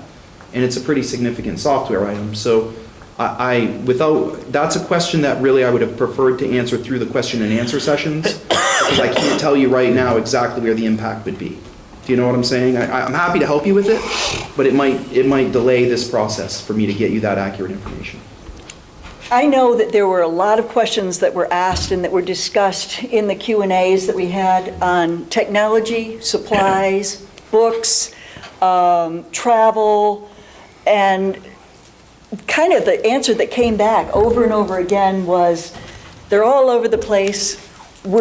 Give us a little time to find them. We know that this is going to be there, and I'm inclined to give them that time. And next year when we sit down, I'm going to want those answers. But in the meantime, nobody knows enough, in my opinion, to be able to make any changes for the time being. Well, I do think that Bob did cut $20,000 from the technology budget, and that's in the slides. If you look at, let me tell you exactly what his amount was here. He had $34,700 in increases and a $10,200 decrease. So the technology was one area that we felt we needed to increase, and I just think it's important to recognize that 30,000 in switches was a tough thing for Bob to give up. But he felt like it was important because he didn't want to lose another teacher for the kids. We have an opportunity to see, I think, what the school board ends up doing about technology before we finalize our budget that goes to the deliberative site. And also about the NASDAQ study, we have an opportunity. We don't have to come up with, we can still make those changes, if the school board is unable to fund them, we can say, we got to put that in the budget. We can do it after the public hearing, as late as that, so towards the end of January. So I think that it's something I personally would like to kind of hold in reserve to decide. I'm hoping that the school board will be able to fund this and be able to do it, the NASDAQ study, the switches, and if the climate controls make sense, those, and just do them this year. I think the climate controls and the switches are not going to be a problem per Mr. Doggett's comments. The NASDAQ study is a little trickier, finding that kind of money. But I also appreciate that the ROI study is being done before money's spent. Appreciate the good use of, our resources. Is everybody happy then with the technology budget as it now is, or does anybody wish to make a motion to change it? Yes, I would like to move to reduce the technology budget by $20,000. And my reasoning is that I think the online subscriptions are excessive, and that I believe that once the study is done, that they will find that they will be able to cut that much from it. Is there a second? For discussion. Okay. Any further discussion on that? That would give us a new budget number of 34 million. Go right back to where it is right now. Go right back to where it is right now. I think that's a reasonable trade.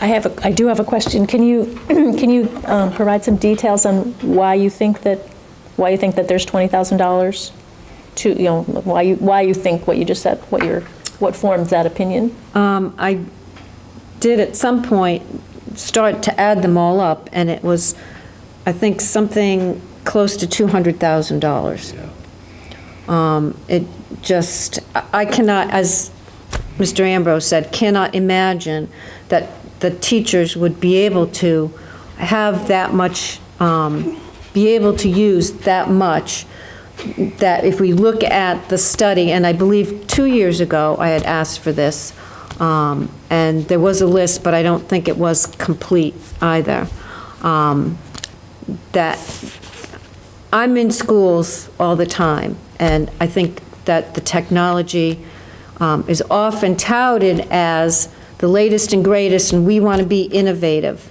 But when you get down to what the teachers are actually able to use in the classroom, it's a very, very small percentage of it. And it's nice to know that it's there, but the usage I have not seen. I'm not saying it's in this district, I'm just kind of going on general from what I've experienced in other districts, that there's a very, very small percentage of what is there that's actually being used. And I think that with that amount of money, I'm just taking a guess at what, a percentage that I think that could be reduced by. That was going to be my question. Is it a 10% estimate that you're throwing out there, or is it, in fact, something that would just restore us to our original budget amount? I'm just wondering what the reasoning is behind that Just $1,000 figure. a percentage of what the total online subscriptions were. Yes, Jim? 1 second, Charlie. Funny, Cheryl will be shocked. I agree with Ms. Gannon in that I remember over the years looking at some of those online subscriptions, and some of them are very esoteric. Some of them are maybe used by one history class in the high school, and the price does not reflect what we get for the student knowledge. Sorry, my speech impediment's working badly tonight.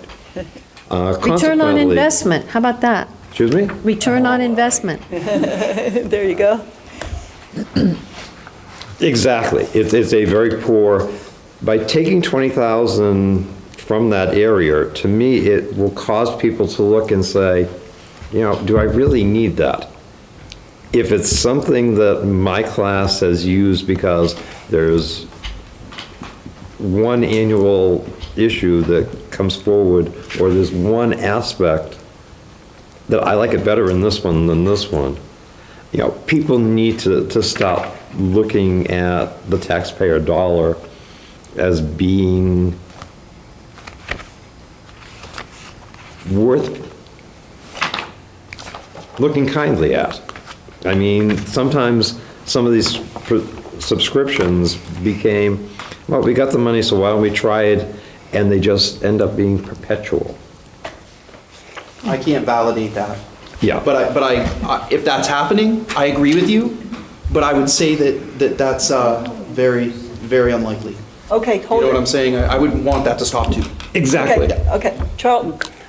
Well, I think one thing I just want to remind everybody of, and I know you know it because it's pounded in my psyche, we don't do line items, and we do lump sums, and we've been, as we're all fully aware, the school board gets a lump sum and then they allocate it where they want.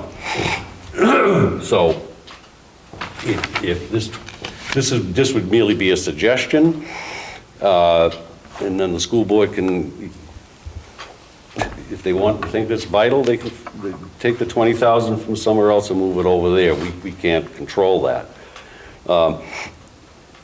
Sorry, I can't hear. My ears are plugged with this cold.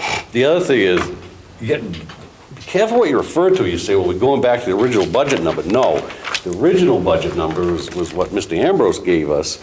This is the increased budget number from the school board. So we're not going back, we're going back to an increased number Right. No, already. No, we're no, actually, I think we she's taking started us with back the to. original number, actually. I think we You actually, mean the 34? Yeah, the top Yeah, here. we're just adding on to that. 934? That's the Yeah. original one. Yes. That's the original amount, Oh, okay? So we are going back to the original Doing amount. this a little bit. I'm sorry. Okay. Okay, gotcha. Okay, are we So, ready? wait a minute, I have a Oh, I'm question. sorry, Who wrote this on my paper? What does that mean? No idea. I don't know. Oh, I thought that's what this added up to. I didn't write it. No. Yes, it That does. black number at the Yes, it top does. is what, Yes, that, everything the school board, that's the number the school board came up with last night. this is the original number. That's Mr. the Ambrose's school original board's. number. That's the school board's recommended. And that's their recommended, so. Which is also at the bottom chart. Yeah, so, okay, so my point, I think, is valid, is Yes. we're not going backwards here, we're taking something in or out that's, well, no, not with that figure, we wouldn't, okay. I think it's reasonable. And everything's a give and take in a trade, so it's reasonable. Yes, ma'am. Can I ask a question? I don't feel comfortable voting in favor of this without talking to Mr. Ficker and without there having been a conversation that says we need to reduce the online subscriptions by 10%. I could agree with that just based on the number and based on some history, but we don't have any real hard information that would say that we need to reduce this reduce it. I agree that it hasn't probably been looked at adequately, and that it could happen, and that the school board could then just find more money to put toward online subscriptions, like Charlton mentioned. But without his input at this point, I couldn't vote in favor of that. And we are having a couple of more meetings, so wouldn't it be possible to talk to Bob and have a response from him? Trying to follow Yes. order. I haven't been raising my hand good, so I'm trying to be better. Sandra, I would say at this point, we are not ready to give you a recommendation in time for this budget about these online subscriptions. Okay. We did get an audit of them that had been worked on in the past, and it is so long, and there are so many different things that we don't even know if they're currently being funded. We need time to sit down with principals, teachers, we need to go through a whole process. So Okay. my response on this issue is this: if you decide to cut $20,000 from this budget, we're gonna find a way to make it work. Do I think that it's probably gonna come out of the intended place that Cheryl's, I can't answer that question today, Okay. because we're still in the process of auditing all of those accounts, Okay. right? So really, you could be making a cut to something else accidentally. It's fine, we'll make it work. And that's the way the process works. We make recommendations every year, and the Yep. school board decides Yep, where yep, they're gonna and I come wanted to from. acknowledge that by saying that I understand your Yep. concern is heard and understood. I'd like to make a statement before I ask for a vote, I'd like to say that this is one of those things that I personally am going to vote against because I would like to give the administration that one more period of time, just like with the books and the periodicals and the textbooks and the use of technology and all that kind of stuff. I just think that there's a lot of investigation that needs to be done to see what we may have and don't have. And I am concerned about how many of them maybe have a subscription that's coming up this year that they really need. So, Right. so I guess, is everybody ready to vote? All in favor of the motion to reduce the budget by $20,000 because of software? Please raise your hand, or please, Online subscriptions. online subscriptions. And that would be Mr. Doggett, Mr. Swayze, and Mrs. Gannon. And opposed? And that would be the rest of us. So the motion fails by a vote of 3 to 5. So I think, if I'm right, we are ready to talk about the district-wide proposed changes and any other proposals that anybody might have district-wide. So to recap what those are, restoring the number of teaching positions, making it instead of 8.5, make it 6 positions reduced this year, increase substitute pay, the NESDEC study, and the administrative support for the curriculum director and business administrator. Those are the things that the school board put back into the proposal. Does anybody have anything else that you want to discuss, either adding or subtracting on district-wide? Yes, sir? It wouldn't be budget season without me bringing up the math coordinator. The math coordinator, okay. I mean, it's now, I don't have the exact number, but given last year's number with the increases that were voted, that's approximately $95,000 this year. We've actually, I believe, hit Is that including benefits? That includes benefits. Yeah. I believe we've hit $1 million for a concept that I believe was flawed from the beginning and has simply continued to be a flawed position. Does anybody have any comments about that? I'm sure you will in a moment. Does anybody have any comments about that?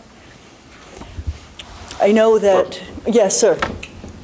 Certainly agree with Jim, is this, we are now, if we're not at $1 million, we're down close to approaching $1 million on a project that's shown, I'm going to be generous, limited results. And it's time to call it quits. It's time to pull the plug on it.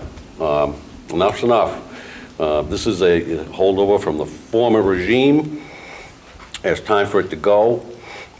I did say that I would give a year to take a look at this, but I see all kinds of other stuff popping up that's not waiting for a year. If that stuff goes out, then I'll give the math coordinator another year. But if these other things are not going to be given another year, then that doesn't get another year either. So that's how I feel about it. Okay. Enough's enough. There was information, oh, sorry. Yeah, please. We received information last April from the former curriculum coordinator, and in collaboration with Mr. Stack and a variety of other people. Last April, we were given a lot of information about the coordinator position and trying to justify the position. And I feel like there was some benefit to the position for the lower grades, but we cannot see. There's a dramatic drop, and it was evident in the grids and, this direction, and by year. There's not a carryover from that position to the high school. Called diminishing returns. Thank you. Yes. And, it's been discussed in the past, and I don't fully understand exactly why there's a breakdown there, but we have an issue with the math program here at the high school, which we also received a document last spring from all the powers that be at the time saying that in 15, 16, we've implemented this program, and it's going to be this in 16, 17, and now it's going to be this year in 17, 18, which I pulled these documents out because it was provided to us last year. And I looked at the documents in this budget process, and we still do, there's a breakdown still in the math program here at the high school. I still don't understand the connection between the math coordinator and what the breakdown is and why that person is not working at the high school, which is, everything else down here seems to be going well, but we can't carry it through. I don't know what the answer is, but I think it's a legitimate question, again. Seems to me the breakdown, I'm sorry, it seems to me that the breakdown is middle school, because we do well in the elementary school, but this coordinator is for K through 8, so, However, remember, this position is housed in the middle school, and the middle school is where supposedly it is the bulk of the services are being utilized. I have a problem with believe that's so. any position that is created, that when it doesn't meet the position doesn't seem to enhance the curriculum to a certain expectation, we change the expectation. Or we decide we're going to change the job description, we're going to tweak the job description. We've been tweaking a job description for roughly 10 years now, and it's still not right. As our numbers reflect from earlier this year, we're a couple of points above state average. For that kind of money, we should be significantly higher. And we have been seeing, as Mary described, diminishing returns for our dollar. And it wouldn't be budget season if I didn't bring this up. I mean, to me, it is the ultimate $95,000 boondoggle. It's the bridge to nowhere. It's the curriculum. And quite honestly, in answer to your question, the way it was explained to me is that this position just deals with math on the elementary level. It pays no attention to math at the high school, and the curriculum coordinators that way they don't have to worry about math. Quite honestly, for what we're paying for curriculum coordination in the school district, somebody should be looking at math, except for one person who's only responsible for K through 8. We have a curriculum coordinator and a half that's supposed to be working both laterally and horizontally. With the curriculum is supposed to go K through 12. We're not supposed to have a K through 8 curriculum. But we pay some people a lot of money to do that, and we're not seeing the results. And we have somebody now who is, well, they do a little, the position requires that they do a little bit of in-classroom teaching and a little bit of team teaching with It's like, really nice, but, this is, it's nowhere near what it was sold as. It's nowhere near what it's being used for. And quite honestly, I would rather take that 95,000 and utilize it in a way that will actually benefit children than what this position has shown. Okay. Okay, so that's kind of two things. One is the position, but you're saying also that you'd rather kind of reallocate that 95,000? Well, I don't know what the... I'm looking at what was done last night by the school board, and they restored 2.5 teaching positions, which I haven't figured out, but I would say make that 1.5 teaching position, and the math coordination position disappears. Okay. I would rather, if we're talking about affecting children, direct education, or direct service of education to children, 1.5 teachers and a math coordinator gives you your 2. Or actually, it reduces that to 1.5. I think you know what I mean. Charlton had his, yes, Charlton. Jim, you were on the board at that, correct me, this is supposed to be a temporary position, is that correct? Yes. So don't everybody forget that, it's supposed to be temporary, we're now into 10 years of this. I would say to Mr. Ambrose, come in next, it's time, this is a exaggerated word, we're gonna use it, it's a failed program. It's about time everybody, we just all, you don't have to admit it, you didn't create the mess, but admit it, it's failed. And if you think we need something, math coordination or something like that, come in with a new program, spell it out, give us goals, give us measurabilities, give us rationale. Sure. I'll be open-minded about it. Thank you. I will, and I think Jim will too. Yeah. But let's start anew with this. This is just not where we should be with this. $1 million is just too much. So I agree. So, yeah, my idea of a reset is you take it out of the budget for Yeah. a year. Come back.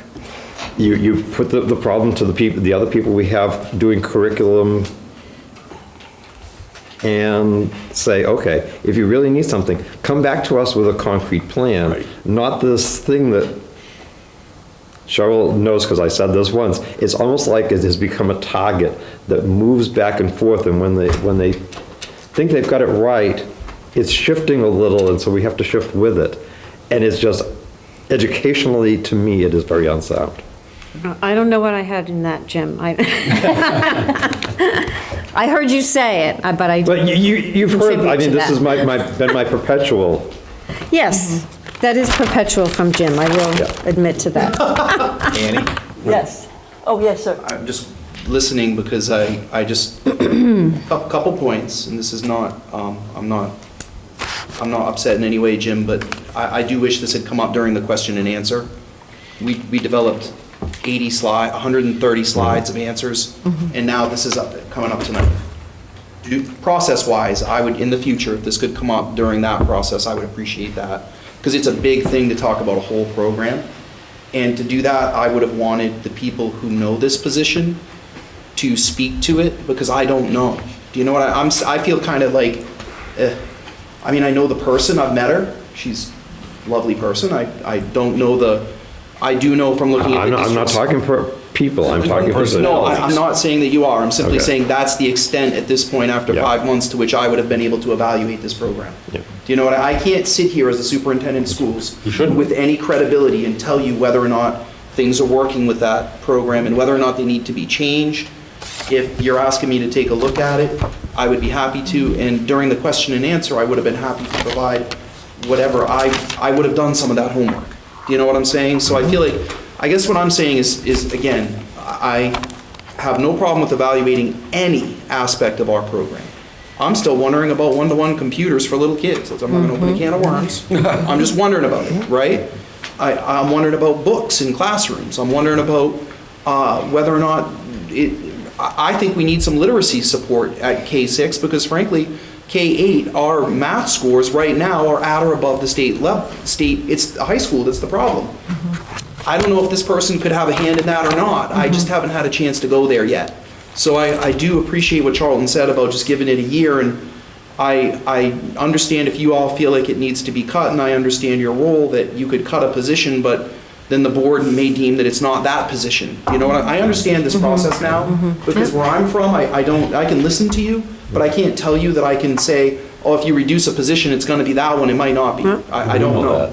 Yeah, and I, being new to New Hampshire, this is my first time with the BudCom. No, and in Jim's defense, we've heard all the reports and Yeah, and I haven't. stuff, and you haven't. And that, you Actually, no fault. Madam Chair, and I'm We've heard the justifications and the I think reports Mary and was stuff, first, so- yes. I just want to add, based on conversations, discussions, dialogue that centered on this topic last year, it was my understanding that this position, you know, I was under the impression it was an administrative position. It is not. It is considered a teaching position, which we're all in consensus on, and that it was akin to the literacy coaches, and that it was, like Jim said, doing some hands-on with the students and doing some coaching with the teachers to help reinforce and enhance whatever's being taught.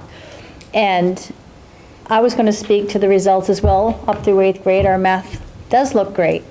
And there are multifactorial components here as for why those numbers drop off in the high school.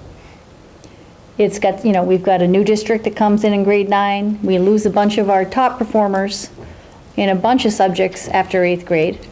We've got, people coming in and out of the district all the time, as you pointed out. So we can't pin it all on the failure of a particular coach up through a level where results seem to be average or above average, in my perspective. Nobody wants a better math effort and result than me, trust me. I just don't think it's fair to pin it all on one person. Not person, but one position and one role. It's not even a program, it's a position. It's one person whose job it is to work directly with students and to support and encourage the teachers to reach beyond their normal scope. I think that looking at stagnant results or even a historical trend for the last 3 years, you will see that those results have been there for the grades where this position is effective. And they have undertaken different programs at the high school with a new curriculum, and I don't pretend to understand all of what's going on, but I know that they heard the cries, the demands, and have put in place some changes. Those changes take time. And I know you thought you'd never hear this from me because this is the biggest thing I've been squawking about for a decade. But again, I'm willing to give our curriculum director and our administrators and our teachers some time to make this come to fruition. I'm not saying it's going to be another decade, but I'd like to see some forward progress. I'd like to see, a lot of things that have to do with philosophy and not budget. But at this time, I can't support condoning the elimination of this particular position or targeting this position. Jim, you had something else? Oh, I simply wanted to say, I'm not actually blindsiding the superintendent. I did bring this up when we had our entrance interview. Oh, yes. Yeah, for my transparency, you problem, did. I just, Right. it is something that I've brought up year after year, and quite honestly, I consider it a diminishing return if every year you put so much money into a program and your results are negligibly higher. I mean, if we were seeing 2 to 3% increases continuously, and we now had 90% of our students in the proficient and better categories, which we don't, our results our standardized testing results are pretty much flat. Yeah, they're above state average, but for $1 million, I don't want average. Okay, yes. I just like to I respond. wanted to wrap up. I just want to quickly respond to Yeah. that, just for the camera and for everyone here. The expectations on those state standards have gone up a lot. So the smarter balanced assessment, part of the problem with the smarter balanced assessment is that the rigor is very high. And I think that people need to recognize that the smarter balanced assessment compared to what existed prior to the smarter balanced assessment is quite a bit different. So in Maine, when we had the MEAs, some schools were scoring at 80 or 85 or 90% success, not just above state average on the MEA. When the SBAC came, it went down to 65%.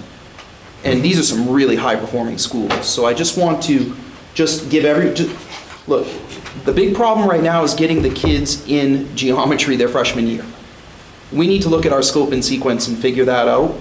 I don't know whether or not this position would assist with that or not, but I have plans for this, so I'm just telling you, if you reduce it, it's highly unlikely that I'm going to move or support to the board to cut it for next year, because math is such a problem. It is. Math is a district-wide issue. It starts in first grade, even if the scores are at average. Now, if this position isn't doing something that I think would move that, when I finally have a chance to really analyze it with Mr. Trammell, then we will change the position or find another way, as you said, to spend those funds, because it might be that that is the case. I just don't know yet. I'm sorry. It's only been 4 months. I can't, 5 months, you know? Okay. At this point, what do you want to do with that? Do you want to make a Well- motion? I can tell you it's going to pass. Excuse me? Excuse me? I did not hear that, so. Good thing, because I don't think it's going to pass. check my you know. gun at the door. She was just. No, I'm just, I'm, Quite honestly, after having spent 4 years discussing this and being told the same thing over and over again, oh, the tests are more rigorous, and that's why we're not, and, They are. but quite honestly, when the prior test to Smarter Balance, we were told, oh, this is much more rigorous, this is much more demanding, and yeah, you're gonna see your test I'm sorry, but I've reached the point. We've spent $1 million trying to do do you want to something. make a motion, or do you want to, because I want to end the discussion. No, at the moment, We're I'm just- feeling like getting up and walking out and going, Right to talk. I mean, decide what you want with the after all, budget. Everybody else has pontificated here. I don't need to have my chair tell me that I can make a motion that is not going to pass. I apologize. That type of editorial, I'm sorry, is inappropriate. Okay, I apologize.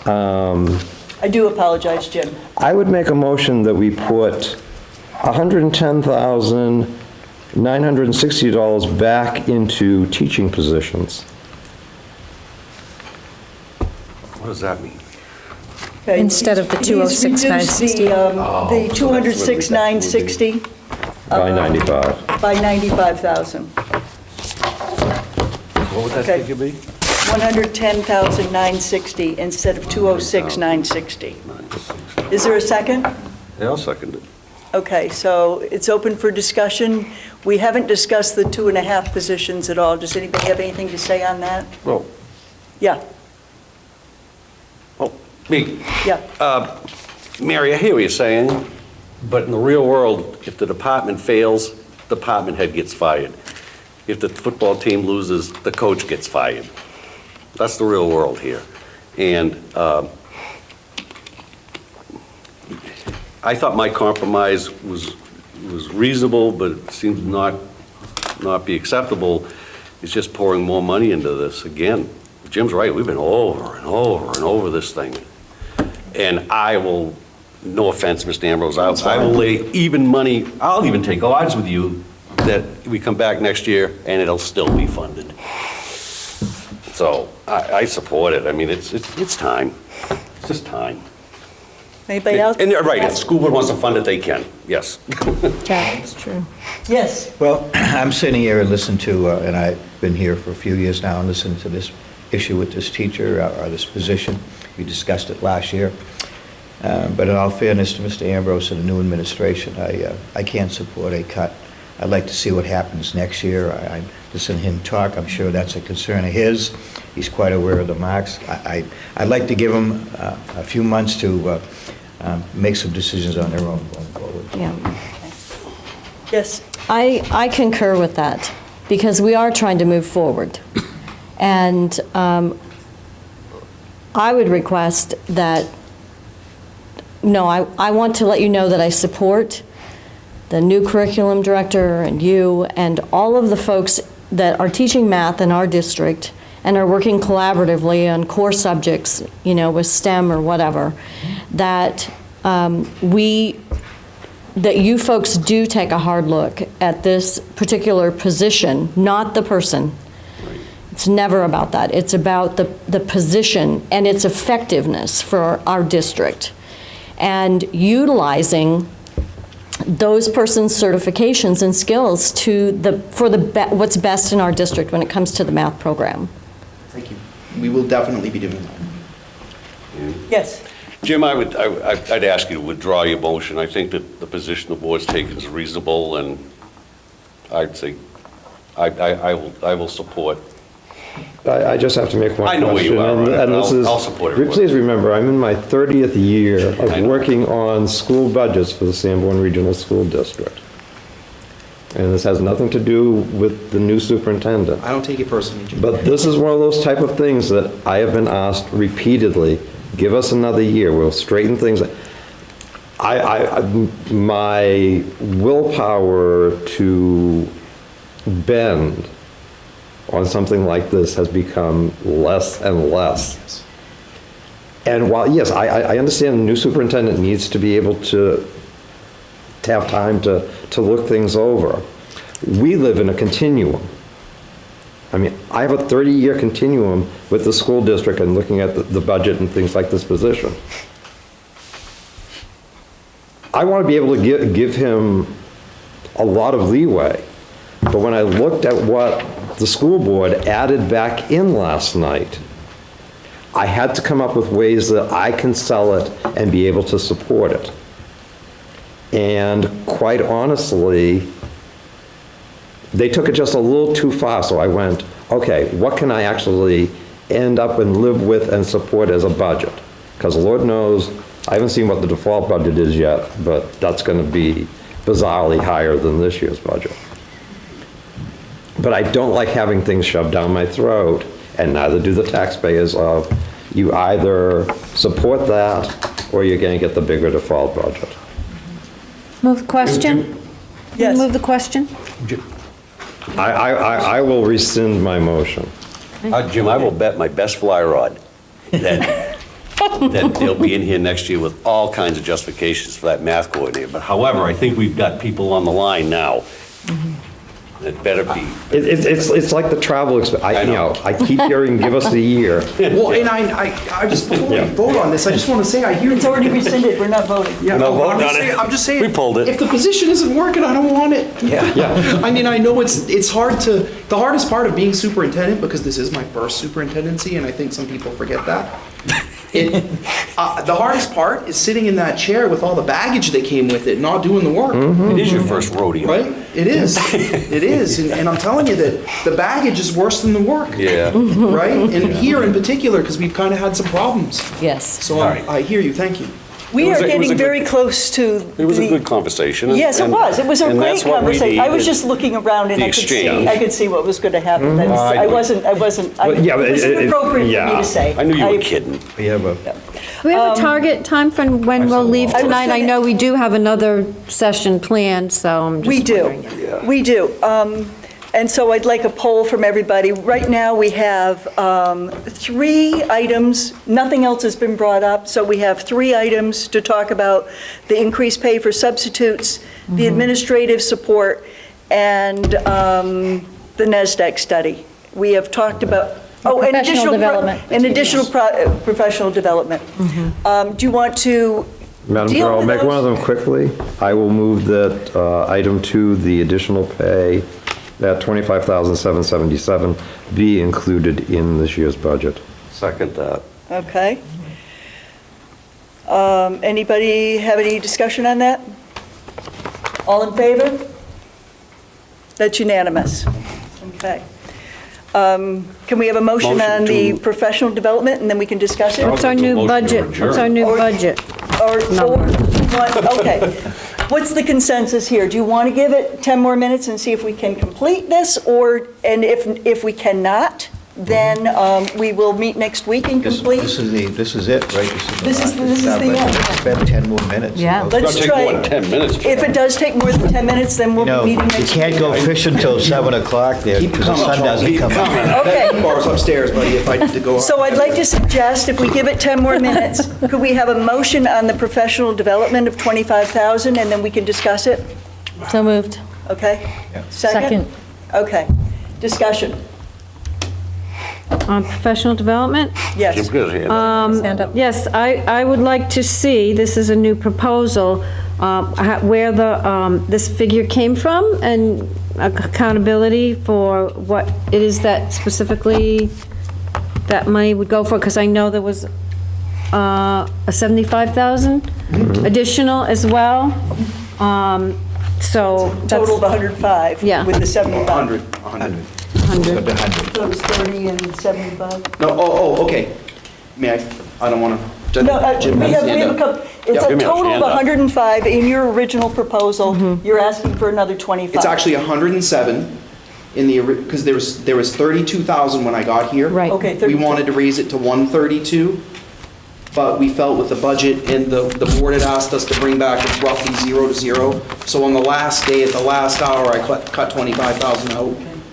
So Okay. that's why that's there, 25,000. Yes, Jim? For total I what? will not be supporting this. Wait, hold, okay. I will not be supporting this. The 75,000 increase this year, I mean, you can do a lot of professional development for 75,000. I applaud the superintendent having taken the 25 away, because this is the first year of implementation. And quite honestly, this is a line item that I fear becoming like the math coordinator. It becomes a line item, and every year we're going to spend X number of dollars. The district will have 103,000? Currently in the budget Is that's 32. proposed is 107,000. Sorry, okay. They have $107,000 for professional development.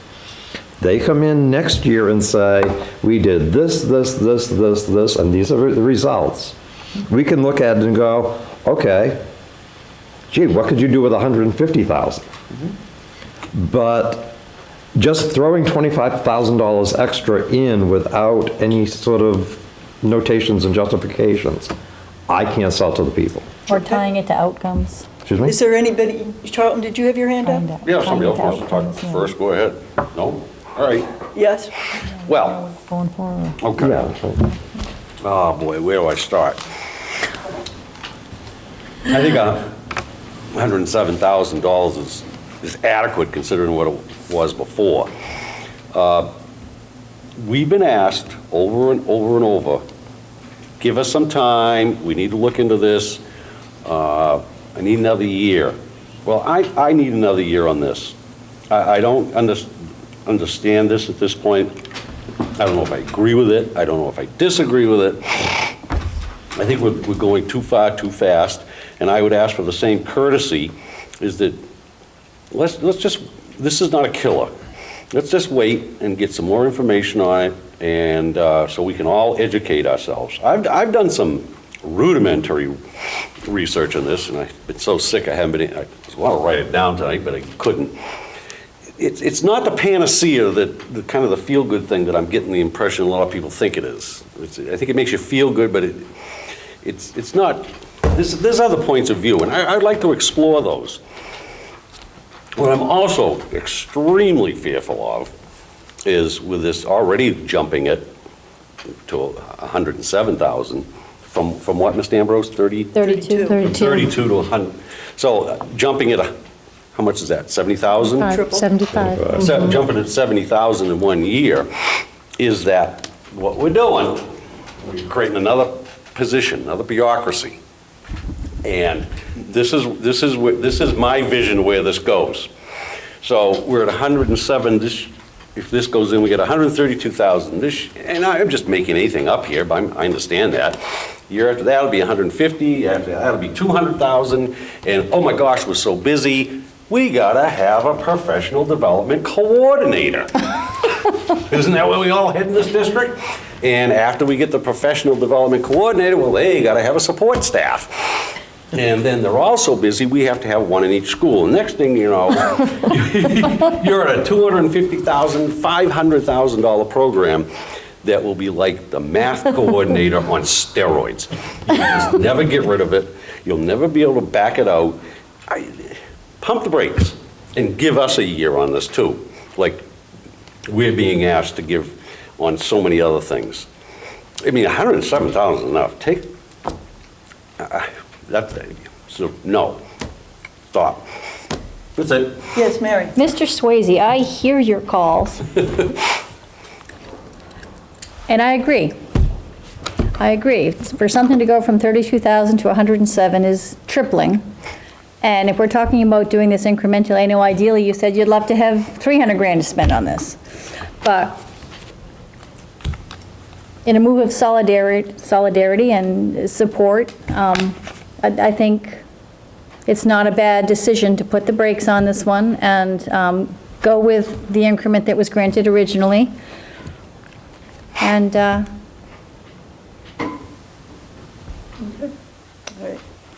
Yes, Sandy? Working in schools and having had kids in schools for 31 years, I really see the value in professional development. And I know professional development costs money. And, you know, I think it's legit. You know, you originally said you wished you could have 100 and, you know, you backed it off. And I know that we have had, where I work, some professional development that's been very expensive but was extremely powerful and lasting and valuable. It really changed the entire climate of how we dealt with grief in our school. And I've benefited from professional development, even as a support staff, as a registrar. And so, and I love it when I'm included in it, because it does make it work better as a team. So I see that. I am in support because I know that you also have given us a little bit of history of your use of professional development and its effectiveness. And I do believe that it is tied with student outcome. I really do. And I know the question came up about trying to tie this in a way to people staying in the district. It's not. It's a given in the education field that this is provided. And I feel confident that what you're going to provide is not just something willy-nilly. It's something that has a proven track record and would benefit our school district, which ultimately, you know, benefits all of the students. So. Yes, Cheryl? I also see the value in professional development, and I'm very supportive of Mr. Ambrose's perspective that he wants this to come from the teachers. I think that's very important. I think that's where you're going to see the outcomes. Because what I've seen in the past is programs that are come from top down, and if people don't have an investment in it, it's not going to succeed. So I would like to see the 107,000 that is there.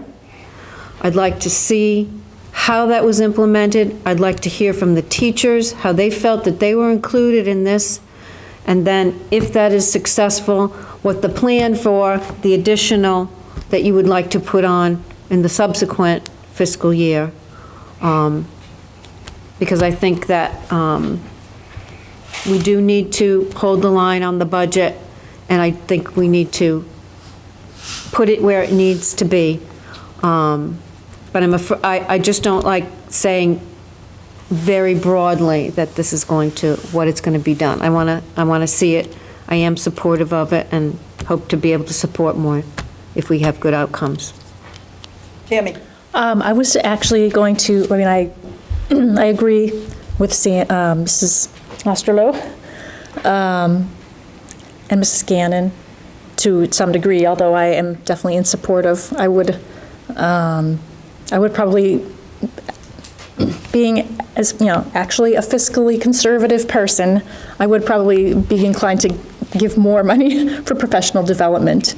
And I guess the reason that I feel that way is because, as Mrs. Osterloh said, Mr. Ambrose has indicated that he has some specific experience and a plan and results, that he actually has a plan that he has implemented, that he has experienced results with, that has improved outcomes in other districts that he has been in.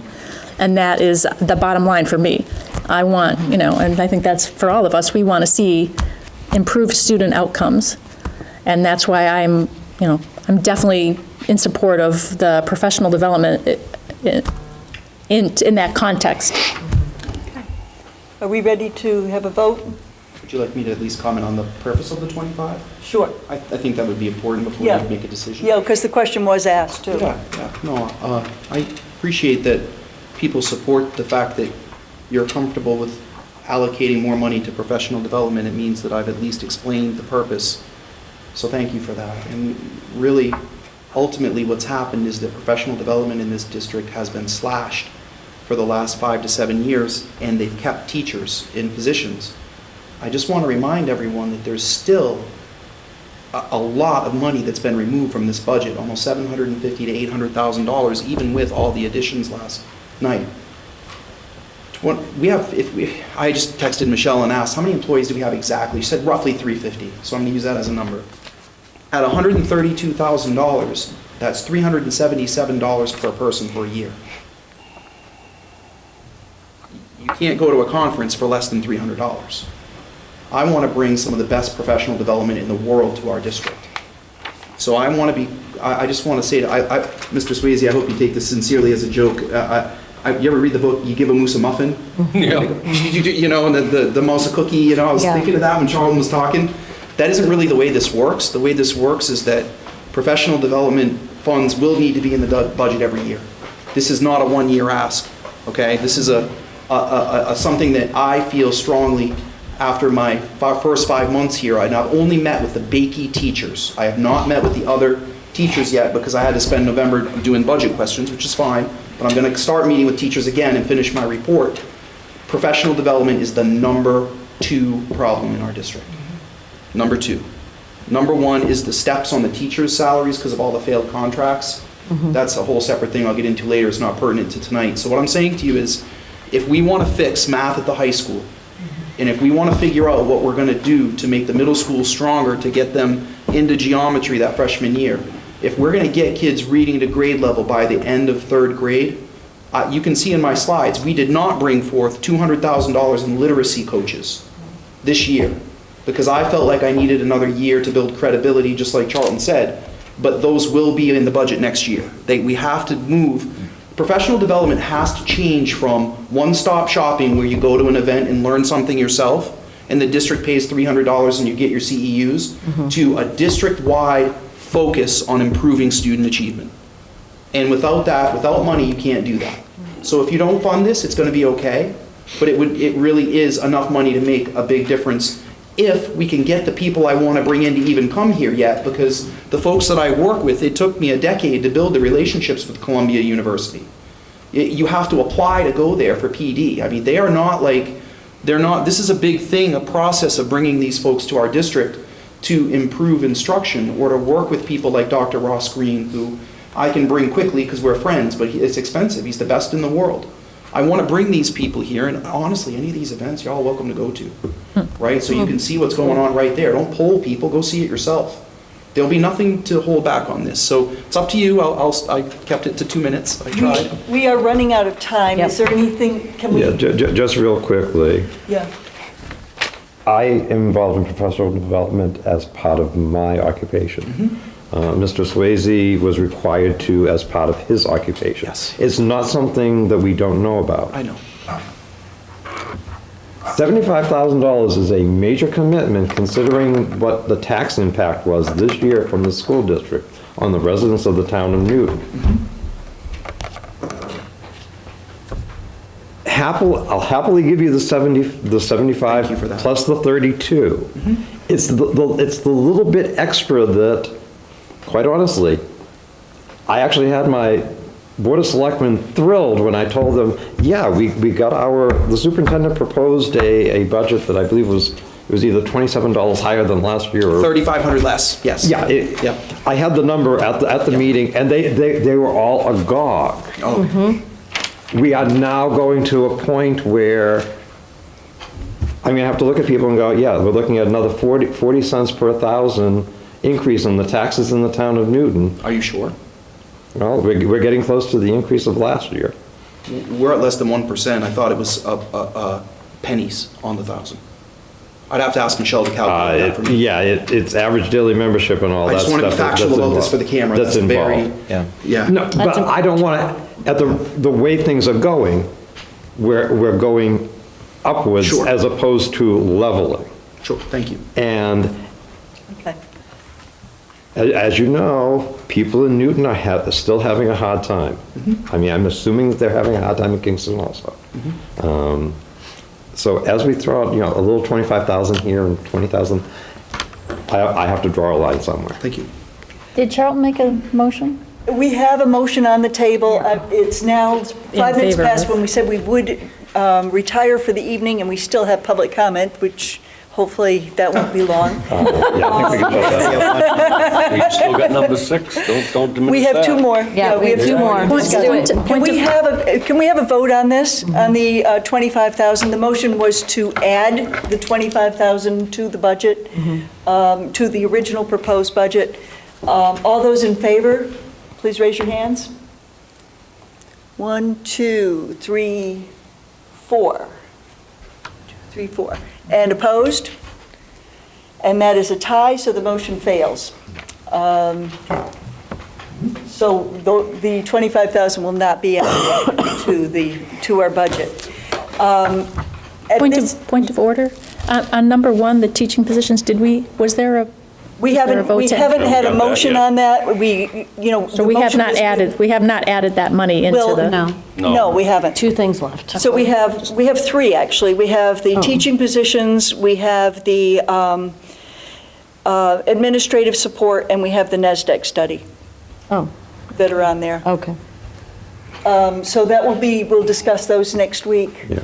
I thought the NASDAQ study wasn't in the school board number. It is in the They school did, board they did add that recommendation. last night for next They year, added just it. in case we couldn't fund it this year. Well, if we wait until next week, they'll have a chance to look and see if the consultant line has enough to cover it. Yep. Yes, Because that would be an appropriate use of it. yeah, so that would be The good next to- board meeting is not until 2 weeks away, so the board will not have that information. I don't know. Right, but your board is all done with making their recommendation to us. Now, the next thing we do is let the board know what we want, and then we'll talk with them. If we have a difference, then we'll meet and we'll see if we can't work it out. We've got that on the schedule. Is there any public comment?